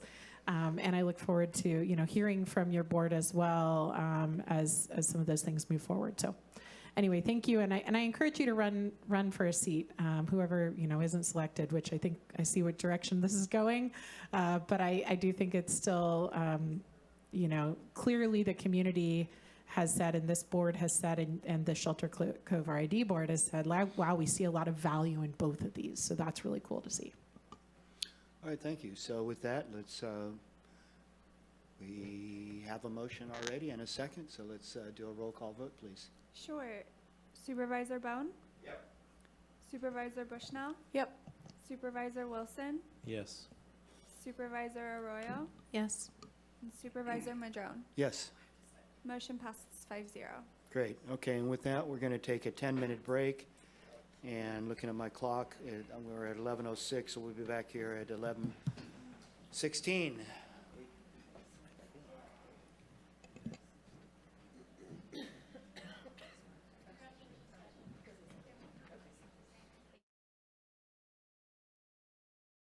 Closed session items, and that is fiscal year 22-23 grand jury responses on, quote, custody and corrections and other Humboldt County facilities, end quote, and Humboldt County Emergency Preparedness, ready or not, and the Humboldt County Child Abuse Services Team, 3 big items.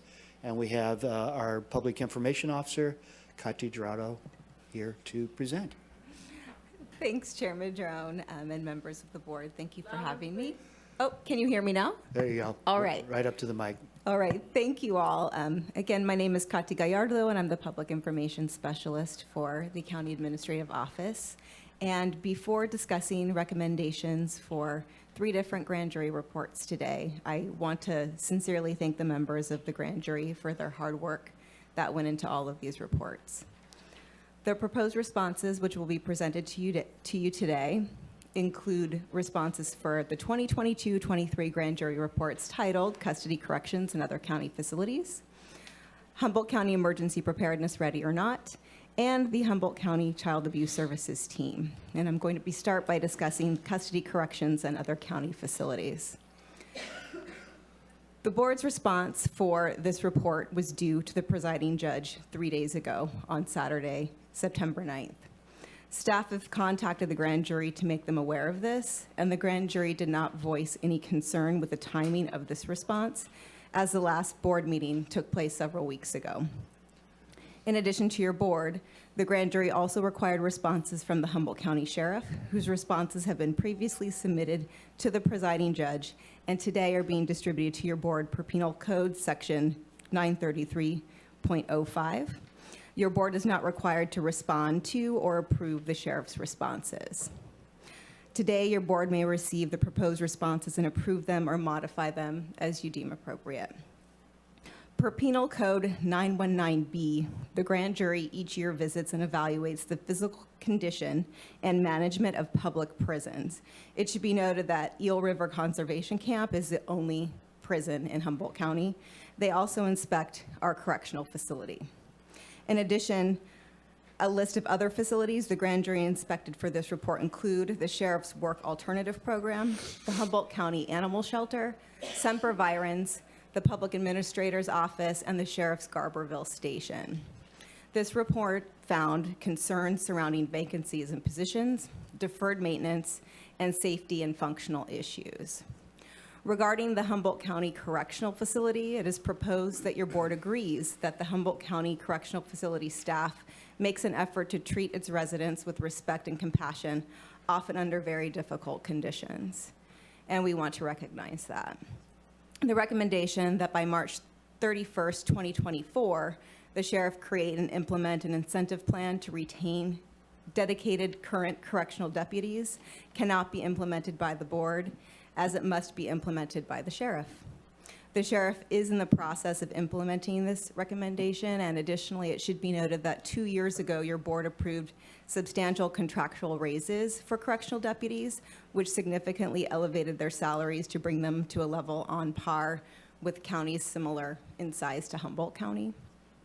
And additionally, the recommendation that DHHS create and implement an incentive plan to retain current behavioral health clinicians within the correctional facility and recruit and hire new clinicians to staff the unfilled allocated positions will not be implemented at this time.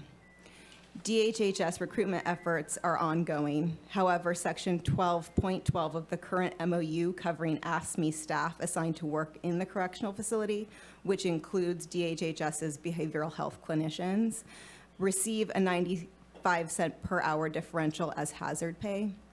The availability of licensed clinicians statewide remains a challenge, and some clinician positions remain unfilled for even over a year. Behavioral health is looking into a variety of approaches to address critical staffing issues across behavioral health, and position-specific approaches could have unintended consequences in this case. The possibility of additional retention or recruitment incentives can be discussed when negotiations for this MOU, which will be effective January 1st, 2025. Regarding the Sheriff's Work Alternative Program, or SWAP as it's known, it is proposed that your board agree with the finding and that incoming and outgoing correctional deputies in the SWAP program do not have an overlapping period at the farm for training purposes. However, the board will not be implementing this recommendation to schedule no less than a month of overlap for outgoing and incoming deputies, as this recommendation, again, must be implemented by the sheriff. It should be noted that the sheriff has implemented this recommendation. Regarding the animal shelter, it is proposed that your board agree with the finding that the animal shelter has maintenance issues, including the roof and obsolete security cameras. It is also proposed that your board partially agrees with the finding that several lampposts in the parking lot need attention, as the Public Works Department has already completed work on the lamppost for safety purposes. The recommendations that staff review and schedule the repair of deferred maintenance items, specifically repairs to the roof, outdated security cameras, and lamp posts are in the process of being implemented. The sheriff has partnered with the IT division to determine what needs to be done to repair the cameras, and Public Works has noted that they expect the roof to be replaced and the lamps to be repaired by March 31st, 2024. Regarding Semper Virens Psychiatric Health Facility, it is proposed that your board agree that the advanced age of this facility poses deferred maintenance challenges, such as drafty windows. The recommendation that DHHS's Behavioral Health Branch review and create a maintenance schedule to repair leaking roof and broken windows throughout Semper Virens will not be implemented as it is not warranted. For regular maintenance issues such as a broken window, Semper Virens staff submit work orders when the needs arise, and DHHS facilities team arranges to make those repairs. Some building deficiencies are not repairable to the advanced age of this building, and behavioral health continues to search for available funding that would support the construction of a new or refurbished location for Semper Virens. Until funding can be secured, behavioral health continues to pay for upgrades to the ever-aging facility to ensure staff and patients have a safe environment in which to work and receive the medically necessary treatments. Regarding the coroner's public administrator's office, it is proposed that your board agree with the finding that the coroner's autopsy room cabinets and countertops are constructed with wood and that sanitation could be improved with alternative materials, and that the evidence room lacks organized storage cabinets and limited space. The recommendation that the autopsy and cadaver storage rooms be upgraded to meet modern standards and best practices, including the removal of porous surfaces, will not be implemented. The Department of Public Works will need to investigate and document the standards and best practices that can be implemented at this facility and develop cost estimates for the scope of work and secure funding before this recommendation can be implemented. It is proposed that the recommendation for the evidence room to be reorganized will not be implemented as it is not reasonable for your board to implement. The sheriff's office should determine the best course of action to address the immediate needs of the evidence room. As far as the sheriff's Garberville station goes, the grand jury recommended that the sheriff direct staff to post the hours of operation for the Garberville station and to post the sheriff's office contact information in public view. Additionally, it was recommended that the sheriff request and secure directional signage on Redwood Drive, Cedar Street, and on the US 101 to ensure the public knows where the station is located. It is proposed that the board will not implement these recommendations, as it's the sheriff's responsibility to do so. The sheriff has implemented the recommendation regarding posting contact information and hours of operation at the station already, and the sheriff is in process of implementing both of the directional signage recommendations. As mentioned previously, you may receive the proposed responses and approve them or modify them as your board sees fit. And the next grand jury report I will summarize is noted as Humboldt County Emergency Preparedness, Ready or Not. The focus of this report discusses how well the county is prepared to respond to a disaster. Your board and the sheriff are required to respond to this report, and the sheriff's response is included in this agenda item to distribute to your board per code, and your board is not required to respond or approve the sheriff's response. I will now discuss your board's proposed responses, which you may approve or modify. The focus of findings and recommendations include that the majority of the grand jury's findings and recommendations were related to the Humboldt County Disaster Council, the county's emergency operation plan, and general emergency preparedness.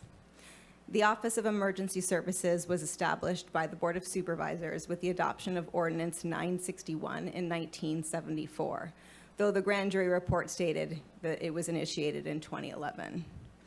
Throughout the history of county OES, the office has moved from the General Services Department, and that was from 1974 to 1983, to the County Administrative Office from 1983 to 1998, and now to the Sheriff's Office from 1998 to the present. The Disaster Council is a planning body. It reviews disaster plans, it provides input on them, and approves them before recommending adoption by the board. This body is not active during emergencies. Regarding the Disaster Council, the grand jury found that the Disaster Council has not met since 2015 and recommends that the board fully staff and schedule Disaster Council meetings no later than December 31st of this year. In actuality, the last meeting of the Disaster Council was held in May of 2018. Since the last Disaster Council meeting, the county has experienced several emergency activations. When an emergency is declared, it has been the practice of the Sheriff's Office of Emergency Services to form an incident policy group whose focus is to provide recommendations to the county's emergency response. In 2020 and in 2021, incident policy group meetings were held regularly to provide guidance on the county's COVID-19 response. And recently, a policy group was formed and met regularly in response to the December 20th earthquake and in response to the 2022-23 winter storms. The grand jury found that the Disaster Council does not have a clear process to identify a chair and vice chair, noting that this is why the Disaster Council meetings have not been recently scheduled. While the county agrees that twice yearly meetings of the council have not been scheduled, this was not due to the lack of the selection of a chair or vice chair. Staff turnover has contributed to this, as has the occurrence of multiple emergencies and recovery efforts in relation to said emergencies, which have been the priority of county OES. Additionally, Humboldt County Code 2210 does not explicitly state personnel designated to serve as chair or vice chair of the Disaster Council, or the process by which those roles are selected. The Director of Emergency Services has historically been the department head who is responsible for the OES function, and that individual also served as the de facto chair of the Disaster Council, with their immediate subordinate serving as vice chair. Absent an explicit statement in county code, it is under the authority of your board to modify the code and designate the chair and the vice chair of the Disaster Council. The meetings in the past have historically occurred at regular times of the year, with meetings materials provided by OES staff. These meetings often review drafts of plans in order to fulfill the Disaster Council's purpose in recommending policies to your board. The recommendation of the Board of Supervisors to fully staff and schedule Disaster Council meetings by the end of the year cannot be implemented by your board. While this recommendation has merit, the sheriff is responsible for staffing and scheduling those meetings. The grand jury recommends that your board expand the Disaster Council's required membership. While the recommendation states that membership should include state-mandated members from culturally diverse communities, utilities, and emergency communications, this is not accurate, as the state does not mandate disaster councils or their membership. Therefore, while this recommendation has merit, staff propose that it not be implemented. That being said, any member of your board could bring a discussion item forward to update Humboldt County Code 2210 in the future if there is interest in revising the county's current emergency organization and the functions and membership of the Humboldt County Disaster Council. The Sheriff's Office has also expressed interest in updating this code. Regarding the Emergency Operations Plan, the Humboldt County Emergency Operations Plan was last updated in 2015, and there is no evidence that this plan has delayed the county's recent emergency responses or compromised the ability for the public to receive timely, life-saving incident-related information. The county's timely response to many emergencies that have occurred since 2015 have confirmed that the emergency response structure defined in the 2015 EOP has been successful. The Sheriff's Office of Emergency Services have been revising the county's EOP since 2021. Therefore, the recommendation to have an updated emergency operations plan submitted to the state for review is already in process of being implemented. County staff have learned a great deal from responding to active incidents in recent years and will be incorporating the lessons they have learned into the updated EOP. It is anticipated that the revised draft EOP will be ready to be submitted for review by Cal OES in late 2024. However, the adoption of the plan will likely occur in 2025 after the review process can be completed. Cal OES did not require EOPs to be reviewed by the state until 2021, which is why the state did not previously review our 2015 EOP. And regarding general emergency preparedness, it is proposed that your board disagrees with the grand jury's finding that emergency preparedness training of the public is sporadic. Several county departments partner with a wide variety of community organizations and agencies to regularly and consistently provide the public with an array of emergency preparedness trainings. Additionally, since 2021, Humboldt County OES has completed CERT trainings for the public throughout the county. CERT trainings were also provided to staff at College of the Redwoods and at staff in the city of Arcata. There are several recommendations to this report regarding the Sheriff's Office of Emergency Services that will not be implemented by our board, as those recommendations fall within the purview of the sheriff.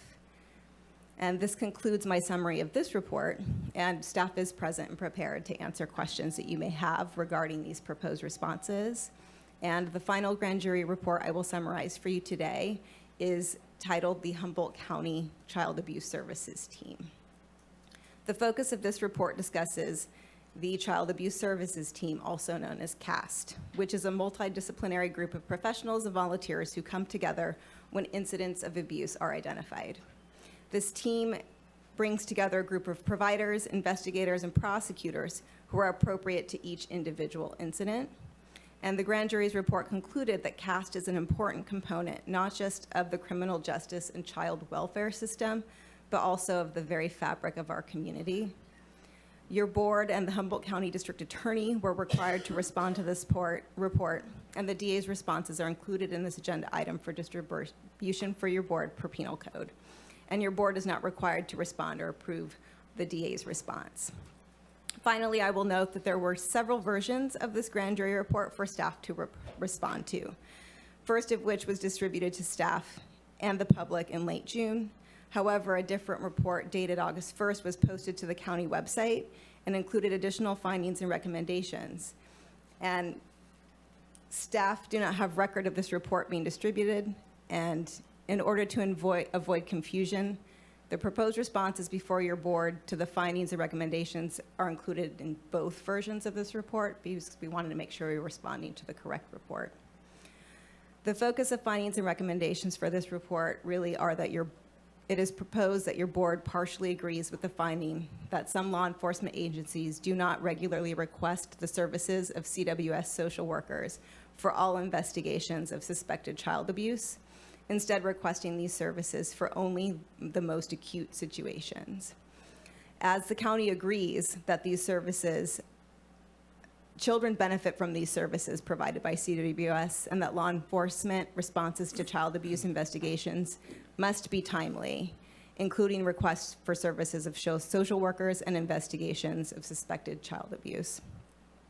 Law enforcement agencies and CWS should and frequently do work together in response to child abuse reports to ensure the protection of the child in accordance with the law.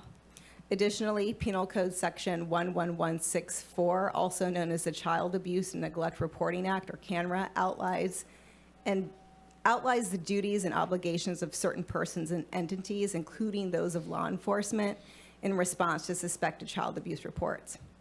Pursuant to CANRA, every law enforcement agency must report immediately or as soon as practically possible to Child Welfare Services and the District Attorney's Office every known or reasonably suspected instance of child abuse or neglect reported to it. The DA notes that the one exception to this is acts or omissions considered general neglect, which are to be reported to county welfare or the probation department under the law.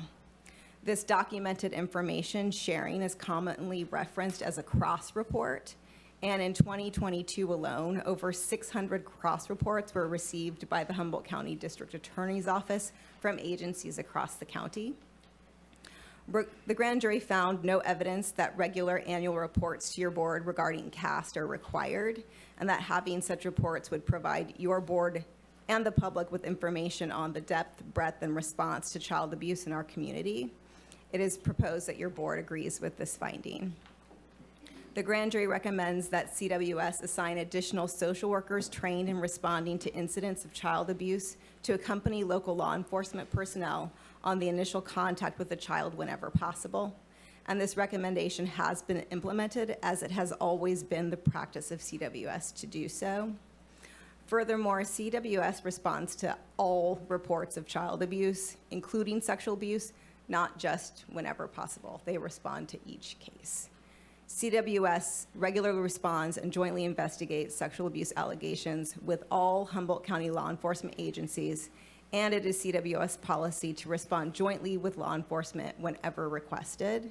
CWS cross-reports every report of sexual abuse received by CWS to the appropriate law enforcement jurisdiction and requests law enforcement to jointly investigate allegations that are received by CWS, including sexual abuse allegations. It should be noted that CWS does not designate specific social workers to respond to sexual abuse reports. All social workers are trained and expected to respond to sexual abuse investigations, as well as all other abuse and neglect investigations conducted by CWS. All social workers with CWS must work collaboratively with law enforcement whenever requested or indicated, as this is a well-established CWS policy. It is also the policy of CWS to always follow the Indian Child Welfare Act and include tribal governments immediately and in every step of an investigation, including the CAST interview process regarding qualifying Native youth. The recommendation that the Humboldt County DA lead the creation of a detailed MOU or a memorandum of understanding between all agencies involved in CAST to be completed no later than January 1st, 2024, and to be made available via the public websites of all involved agencies cannot be implemented by the board, as it must be implemented by the district attorney, who was already in the process of implementing this recommendation. An MOU titled Humboldt County Child Abuse Services Team Guidelines for Multidisciplinary Team Response to Child Abuse was executed in 2015. And this existing MOU is in the process of being updated.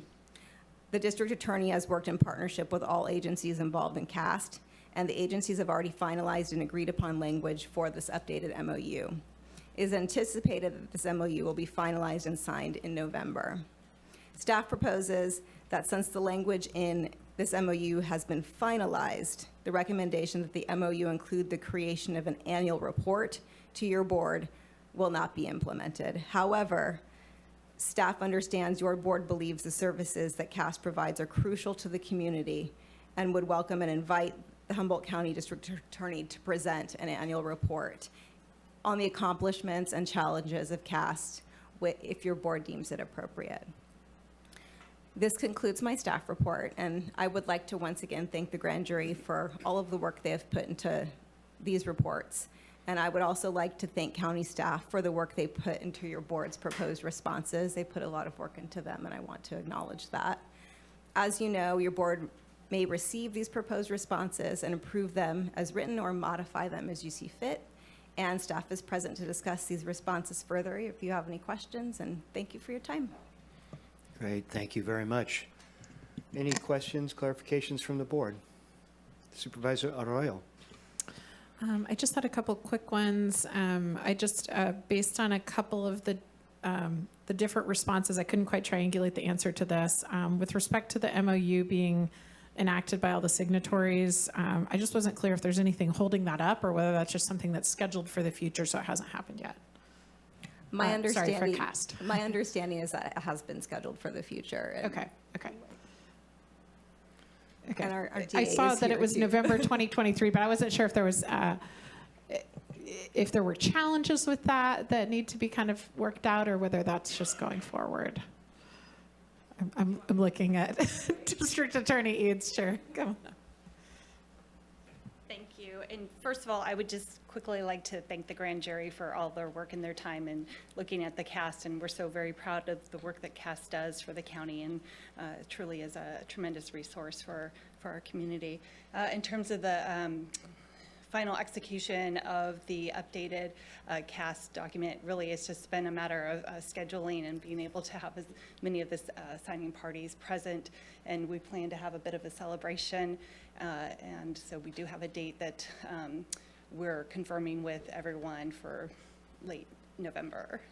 Great. And I would personally love to see an annual report just to share the, just so we're, aware of the program. And I know we've had I think we had a recognition of CAST in a proclamation, and then got a chance to kind of hear about some of the successes of the program through that. But I would personally really appreciate the chance to hear from you on an annual basis, just because it's such a great program. I'd be happy to do that, as well as those that we work with in the CAS program, so. That's great. Thank you. You're welcome. And then I just had one other question, which was about code. This has to do with OES. So Okay, thank you. I heard in a couple of places and in what you said, this update to code 2210 for OES. So that is with respect to where it's kind of positioned within the county, right? Like how it functions within the county. Is that correct? 2210 really covers just our general emergency response, including the disaster council, its functions, and a lot of those kinds of things, not necessarily where it's located. Okay. So that sounded like something that there's a general agreement that we should probably revisit that. And so I know it's not part of this response, but I just wanted to also express interest in revisiting that in the near future so that we can make whatever updates there are to make there. Supervisor Bohn. Oh, sorry, I did raise my hand. Well, I think as we go through this, I think the work of the grand jury and the work of the staff and everything, and your responses are done so well. A couple of the things that were hit upon, and I think we're making great headways. The custody and corrections. It was mentioned earlier about what we're doing with our expansion. Well, using the word jail is probably the worst thing you could use on that, because it's going to be mental health services, drug rehabilitation, job services, and there will be 40 beds over there that will be very, very low security beds. So that creates a situation we don't lose the people going to these things. So I think as we evolve, and this is our new team that we formed today, I hope you're able to get over there and help Ed Wilkinson and get this thing moved forward, because we got this voted in 2015. We got the money.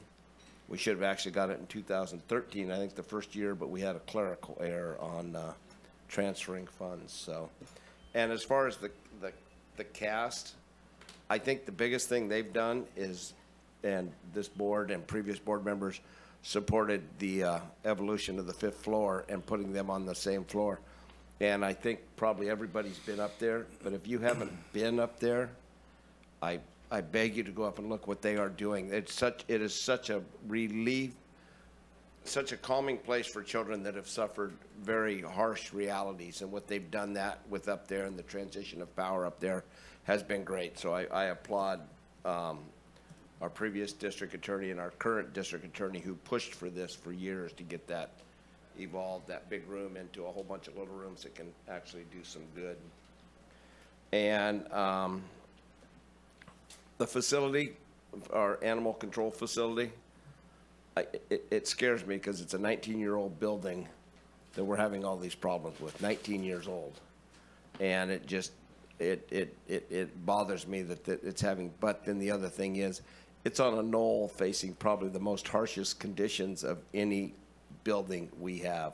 Sea salts all day long on it and everything else. So it gets headwinds, we suffer the same problems at the airport, but we seem to address those quicker because, as earlier noted, we spend a lot of money on the airport.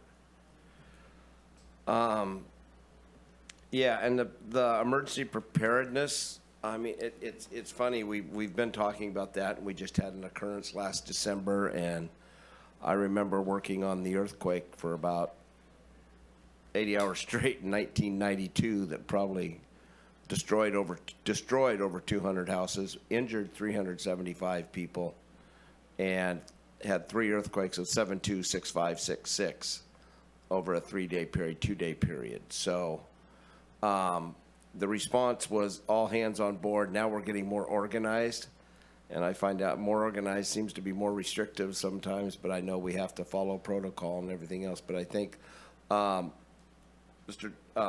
Ryan, they've started working with an outside outfit that if we have we're looking at, if we have a major, we have no way to handle that. So there are people that have worked on major disasters like Katrina and things like that, looking to help our smaller areas, that if we hit something major, they can mobilize and come in, because we will not have the facilities, the knowledge. I always hear, because I've worked next to the bay my whole life. I worked for 27 years, closer to the bay than the corp yard for Eureka. And we keep saying it's in a tsunami zone, and if it hits that, and I always tell myself, boy, if we hit a tsunami that takes out the corp yard, I think probably responding is going to be is going to have to be from outside the area. I don't think we'll be able to handle it. So I appreciate all the work that OES is doing and evolving as we have these changing issues that are facing our world. So again, thanks to the grand jury. This is an evolving thing. It's funny, like CAST has moved into a new beautiful facility to provide better services. Our correctional facility is working to improve so we can improve recidivism and do job training, drug abuse, mental health issues, all in one place in partnership with DHHS. And so I think a lot of this is heading in the right direction, but it doesn't happen overnight. Okay, great. I appreciate all the work of staff and all the departments in pulling their response together, along with the hard work of the grand jury. In regards to the emergency preparedness, and I've talked with Ryan Derby quite a bit about this, you know, we are understaffed, and we agreed with that comment. You know, one person trying to do everything. Ryan, you do an amazing job, frankly speaking. I don't know how you keep up with it, because we keep throwing one disaster at you after another. So thank you for your yeoman's effort there. But that's exactly the kind of situation where we want to figure out what are the things we can do to increase the capacity, even if we're only 1 or 2 people staffed in OES. And the EOP, the Emergency Operations Plan, I recognize that in here it talks about updating that by 24 or 25. But what I'm looking for, and we talked about this, you know, when the knob fire last year was my first real foray into emergencies in my district, and then of course the lightning complex and everything else. But as a supervisor, I found it very difficult to figure out who to call to get help for various things. And I would get information from different people, and it turned out to be a dead end, or contacts change, or this or that. And I found myself running around like my head was cut off, trying to figure out how do I, as a supervisor in my district, respond and help my community. And so I don't know if it's the EOP that does that, or if it's the updating of an annual manual that maybe is a little less cumbersome than the whole EOP plan, but it's a manual that has sections in it: earthquake, windstorm, fire, electrical outage, flood. And in each of those chapter sections of this manual, there would be all the contact information updated annually, and there would be all the various resources that, whether it's me or the COAD working with you or whoever it might be, we just don't have that. And so we're relying upon you answering 40 different people's questions. And it seems to me that's a great opportunity, maybe with this new hire. I didn't see this listed as one of the immediate objectives of that new hire for the resiliency effort. And I just see this as a top priority, frankly, to develop a manual that we update annually so that everybody that's trying to help has something consistent to go to. So I just wanted to speak very strongly for figuring out how we do that. And is it the EOP, or is it something less cumbersome than that whole plan, as I stated? So I found that that would be something extremely useful. I also know that, you know, COAD is kind of an emerging group for the last couple of years. A lot of opportunity for resource help there and stuff. So I'm trying to figure out, how do we help you make better use of these other tools that help us through this low staffing situation? So I think I've stated that pretty clearly. I don't know if you would like to come up, Ryan, and maybe give us some updates or thoughts on that. I would appreciate that.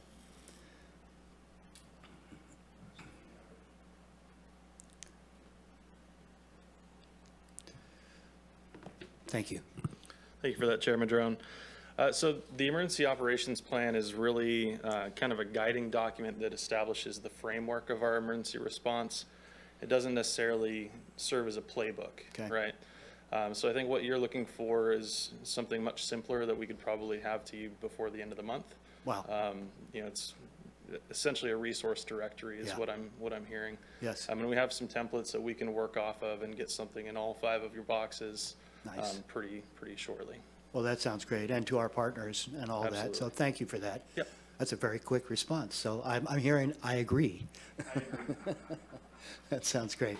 All right, anybody else with any other comments, input? Yes, Supervisor Wilson, and then Arroyo. Yeah, I think that the facilities part of this speaks for itself, and we've addressed it earlier today with relationship to the trajectory and what we're going to be doing, hoping to address with relationship to that. And I hear a lot about with relation to emergency preparedness. I think the disaster council element of this is something that I think one of the reasons that we don't see a lot of action in that is because there's just a lot of other functional elements that are sort of hopscotching right over the top of that with relationship to real work that's being done, both through the CERT efforts, and I just want to applaud that. That's been really successful. I see a lot of people who, like Supervisor Madrone, citizens who really wanted to feel like and understand and be available to have a role in these situations, and the CERT program really helps provide that. I think that's a great program, and I think we are going to do more of it, and I think it was really helpful, and it certainly blossomed under the COVID situation as well. And then the COAD groups, which is basically a conglomeration of all of sort of, or not all, but as many groups and agencies that have resources that can be leveraged during times of, during these emergencies, both, nonprofits, agencies, religious organizations, and the ability to coordinate those resources is really, really beneficial. So from my perspective, we've really advanced a lot in those 2 areas, more so than anything. Then we've kind of fallen back, I feel like. I will say that I do think that we, about half of our counties have the Office of Emergency Services under the sheriff's office, and many don't. There are reasons for that, and about how we view emergency services. One critique of, and I'm not saying that I am prone to one way or another, but I do think it's worthy of future discussion about whether we continue to have OES under the Sheriff's Department. And one of those reasons, and one of the critiques, is that the Sheriff's Department really is very good at responding in the moment with relationship to an emergency, with relationship to, say, a natural disaster in those first 48, 72 hours when things are really in the move.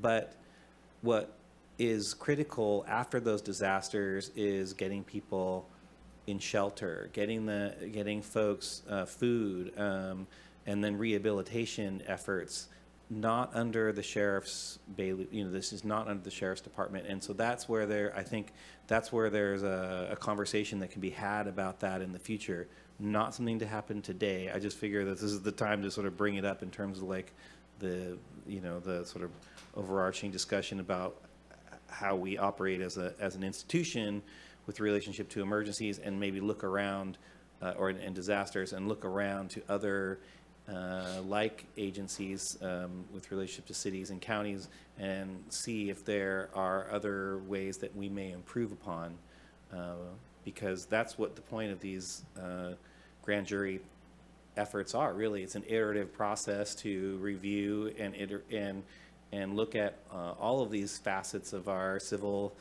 government and see how we can do better. And so those are my comments. I just, closing, really just appreciate the efforts of the grand jury and all of our institutions and elected and appointed folks in their responses. Thanks.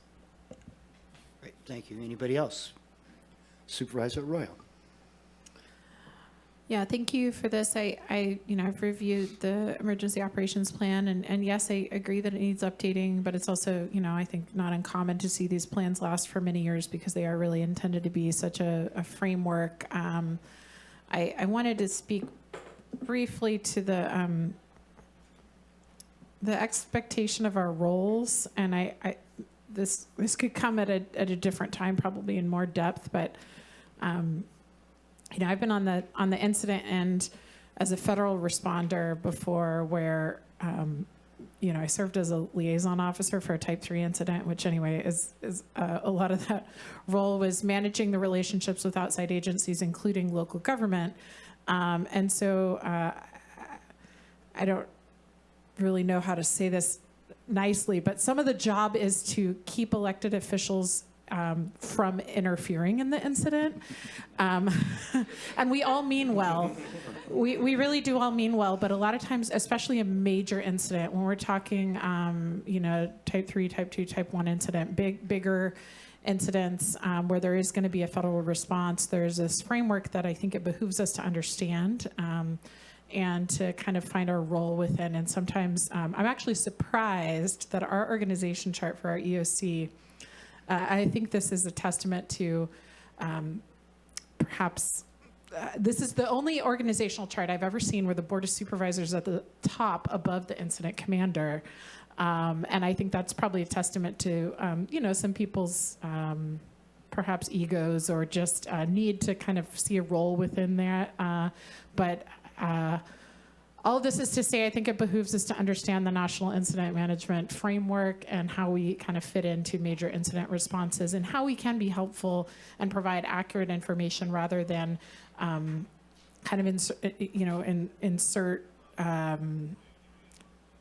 in a well-meaning way in something that's a really well dialed in system. So sometimes, it's hard to understand this system, but it is something that's evolved over time to be this consistent, all agencies can be speaking the same language and come in and use this National Incident Management Framework. So if you haven't done or refreshed the ICS training, I would encourage that. And I also really can see that when we do update this, some training for us would be really beneficial, because I know it's hard not to just jump in and start kind of trying to help, but it can be really difficult. And it's, I think, important to just say that we need to amplify the messages coming from our public information officer on emergency incidents.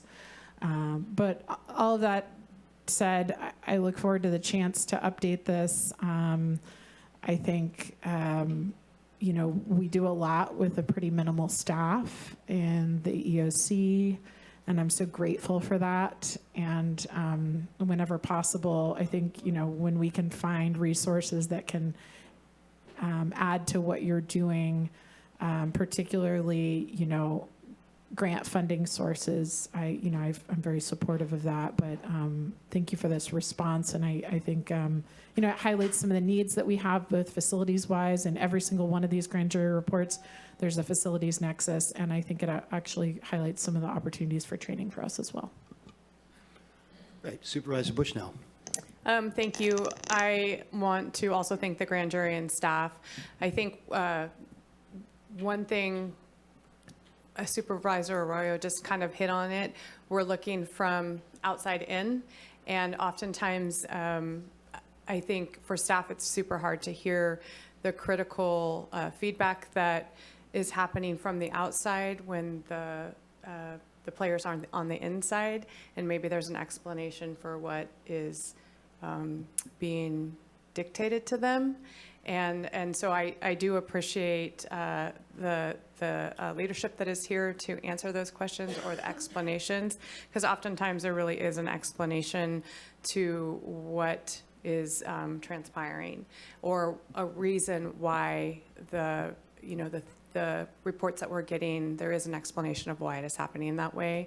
And I appreciate Stacy being here and Ryan being here and the explanations that come forward. I like the OES being with the Sheriff's Department, and I think what Supervisor Arroyo just said is keeping elected officials out. I think that happens very well down in where, the land where it's at right now.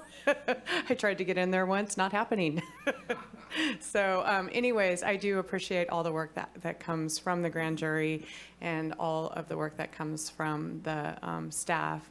and all the improvements that, and suggestions that happen. But sometimes it's easy to be on the outside and say all these things and not realize that there might be a reason why things happen the way they do. Great, appreciate that. And, I will say that I know in my role, in no way was I trying to interfere or get in the middle of it, but that's a very important cautionary comment being made. That's not our role, to get in front of the incident command and all that structure. It's really responding to constituents that are calling you and saying, I haven't had electricity for 2 weeks, I've got a CPAP machine, I've got, and then directing them to resources. Whatever their concern or comments, questions are, that's really the primary role. So I appreciate the playbook. Where can people go? How can we direct people to help with stuff? There's also some very lively discussions happening in our community and regionally within the North Coast Resource Partnership about fire response. When we think about emergencies, big earthquakes don't happen every year. Little ones happen all the time here, as we know.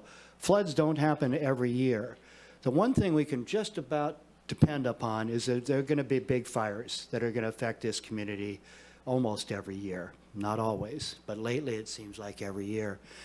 And the way the systems work from the top down with the Federal Incident Command systems, even when they're in joint unified command with CAL FIRE, is that in those first several days after all those lightning strikes, that's the critical point in time that if resources can be brought to bear, you can take something and keep it at 10 acres instead of 10,000 acres.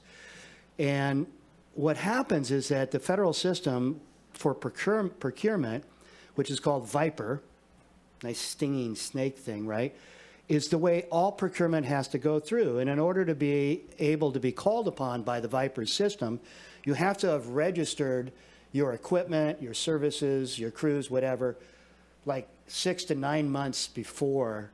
They close it off in February, right, for each year or something like that. And so I hear this a lot in the communities that the timber companies, ranching communities, others in the community have dozers, have backhoes, have excavators, have people that are trained in firefighting ready to go on a moment's notice, but they're not in the VIPER system. And partly they don't sign up in that because if you get into the VIPER system, it's hard to sort of just say, I just want to, deal with fires in my area. They want to call you out to the Sierras here, there, whatever. And you can mark little boxes, but if you're really not all that available, then you never get called. The point I'm trying to make is that there's a lot of talk about trying to change that system so that we can have local resources first be brought to bear on the fire. That's the period where we have a type 3 incident command, which is usually the local ranger district that's responsible in that initial couple of days. And then eventually it becomes a type 2 or type 1 incident command. And I hear a lot of complaints from our communities about that federal structure really failing in terms of being able to muster those local resources in a timely way. So we're thinking about that. We're thinking regionally how we might impact that. That's clearly federal legislation and or other input. But I just wanted to mention that's not working really well in many situations where we could probably have gotten onto these fires much more quickly if we had a way to bring the local resources to bear right away in that first week. So just a thought, nothing to act on here today, but I wanted to share that because that was a lively discussion in our NCRP meeting this week. Supervisor Bohn. And understand, VIPER is for federal things. And I was on my, I'd love to talk about how old I am. I was on my first fire 45 years ago out at Ruth. And the reason was it evolved. They hired everybody that showed up with a piece of equipment. They hired them, put them to work, or didn't put them to work and everything else. And what happened was they were getting equipment that wasn't up to par. Yeah. Part of this registration is registering your equipment. And part of it is going through, I believe it's an 8-hour course. Mm-hmm. And then it certifies you for 3 years, I believe, to be on.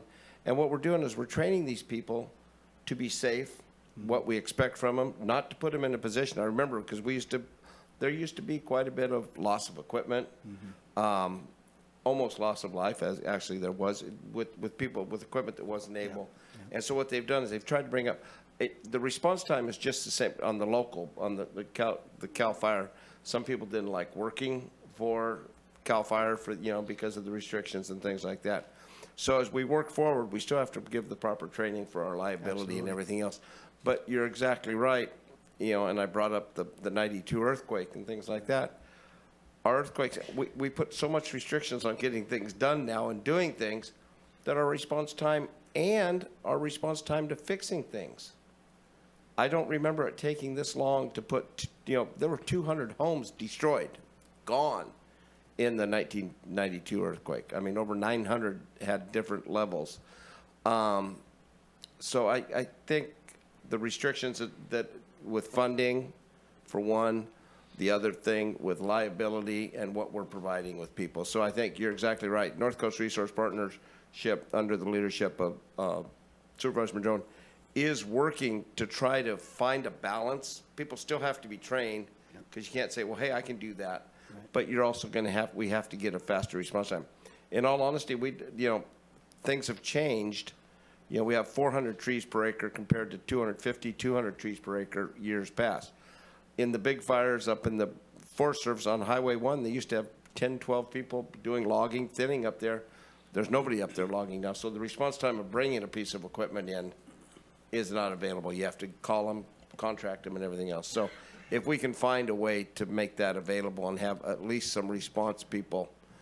And we've responded. I think I went to the Capitol, I think it's been 6 years ago, trying to get 25 engines back to CAL FIRE that were taken away in the 70s. And we got those restored and quite a bit more. And if you take a look at the personnel, over 1,100 more personnel are now with CAL FIRE. I don't know what the Forest Service, rate is. But what we're doing is now we never used to get a report of a fire that was an acre. But now we've got a fire, and it's 1 acre, and it's contained. Because they're responding, they're letting people know it's working.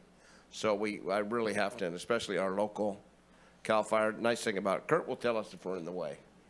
But Kurt will bend over backwards so we have the information to give to our people. And both with Kurt and Ted running the Forest Service and CAL FIRE, they have a great partnership, and they're working together very, very well. So we're seeing a joining there, so they're working in partnership, and that hasn't always been a true fact. So I think that's why we're seeing our fire levels so low, except for the ones we're allowing to burn in areas that are basically inaccessible right now, but we're still using the aerial when we can. So I think this is good. I too like the OES and the sheriff's office, because when Ryan throws me out, I can call the sheriff and says, why do you think? No, I'm just kidding. But I think they're doing a great job together, and at times we need that emergency response with all hands on deck to do evacuations, to do all of that, and they have people from the sheriff's office in time on the incident, so that works out really well. They know who to call. Thank you, Supervisor Bohn. And with that, I think we've reached the end of our discussion. Supervisor Bushnell, did you have something? No, we haven't yet. Going there next. Thanks. And I don't believe anybody's in Zoom anymore, are they? Brooke? Nope. Well, one attendee, but no hand up. So we'll go to those here in the audience today. If you would like to comment on this grand jury report and responses, this would be your opportunity. And I think I see Heidi coming to share with us. Holly, excuse me. I'm getting all the names wrong today. That's all right. Holly, good to see you. Anything as long as it's polite, and sometimes when it's not. I don't even know where to start. I came, first of all, Sunday morning, I was reading my newspaper. All the way up that long ramp, I said, I'm not going to use the pronoun I, and I just did it twice. The mental health crisis in Humboldt County seems to underscore a tremendous number of the other problems that we all try to face. I thought, oh good, if they're getting that new system that, I've forgotten the word for it. Vernon spoke about it, Steve spoke about it, that center. Terrific. until another street person steals your phone. And then how are you going to get, how do you get in touch with them when you don't have a phone to get in touch with them? Or how about the guy in the wheelchair that gets tipped out and they steal everything? And then, because I passed several of those on 101 yesterday, going from Eureka to Arcata, trying not to notice the massacre of the eucalyptus trees. I'm so tired of being attacked from all directions. And then one of the things I heard in this lady's butchering of the grand jury report was 95 cents an hour hazard pay. 95 cents an hour for hazard pay? I'm sorry, guys. I am so tired. And there I go again, but have a horrendous toothache, and I almost didn't come at all. And then when I had to walk up the ramp from the gravel parking lot, I said, forget it, go home. And I thought, no, I've got a responsibility to show up and bitch. And so here I am. I don't know what to do next. Thank you. And welcome. Things used to be handled a lot better in fires regarding that, and I wish we could go back to that. I could tell you a really quick story. One of my first times before I learned any Spanish at all, I had a crew working down in Mexico on my place. The guy were running around, fuego, fuego. I thought he did something wrong. Well, they all got in their trucks and they all drove off and they all went and put the fire out. It used to be the same way here. The fires were put out just about instantly by the timber companies. And when they controlled these areas, that's their livelihood. There wasn't any wait time. There wasn't any going through this, that, and the other, or conflicts between the Forest Service and CAL FIRE, who were trying to determine whose area and who was in charge. I'm glad it sounds like maybe it's working better now, but historically it's been a terrible lack of cooperation. One thing I did wish to mention to you folks regarding needing these lists and things, it would be greatly appreciated if each of you had one or two people you were mentoring to fill the chairs when you were gone. There would be no 1 or 2 year learning curve. I think it would be an unselfish thing to do to always have somebody. Something could happen to any of you.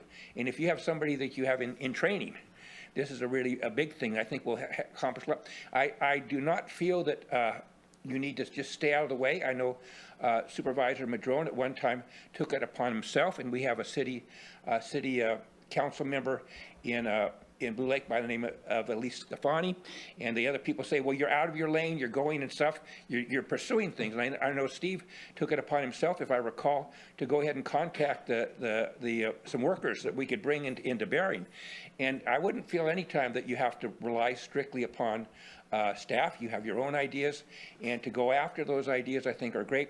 Lastly here, I want to say there's a lot of people out there, a lot of pets and dogs, they're waiting for me to die. Because then I'll fix these things on my way up. And that's hard. Mother Nature says to keep the money as long as I can.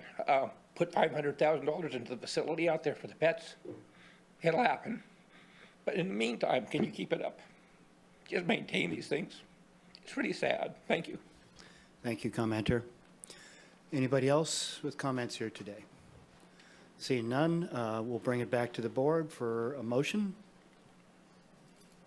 I move that we receive and file these reports. Second.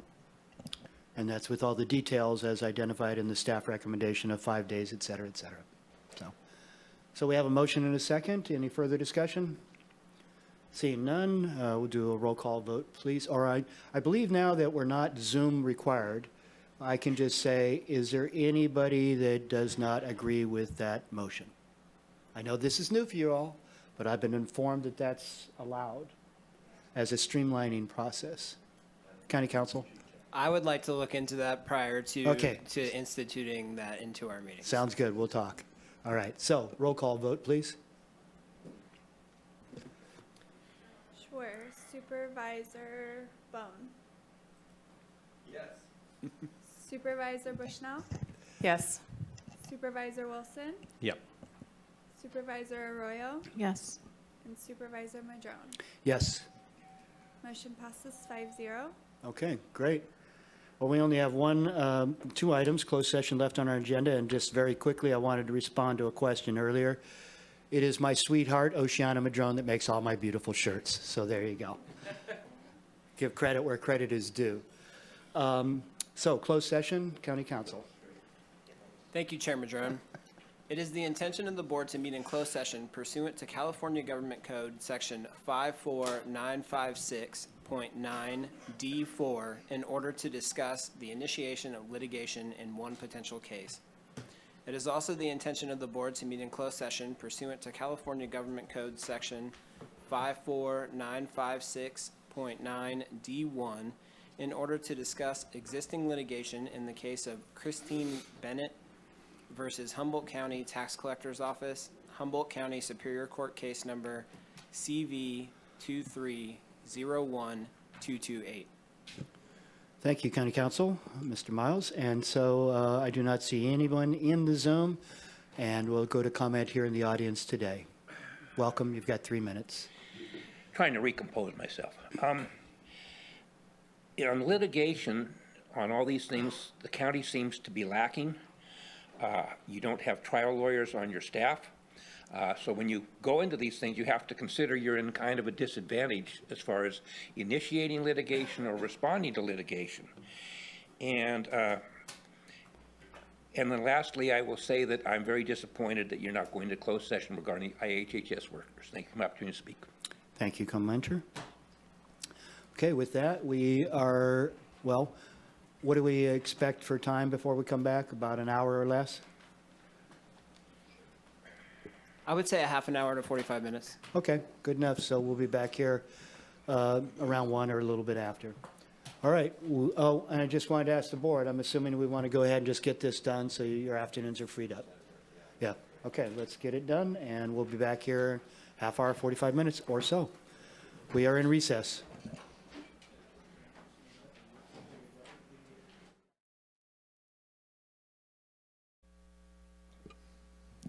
Okay, we are welcoming you back from recess, and we're going to have a report out from County Council. Thank you, Chair Madrone. There was no reportable action taken with regard to item K1.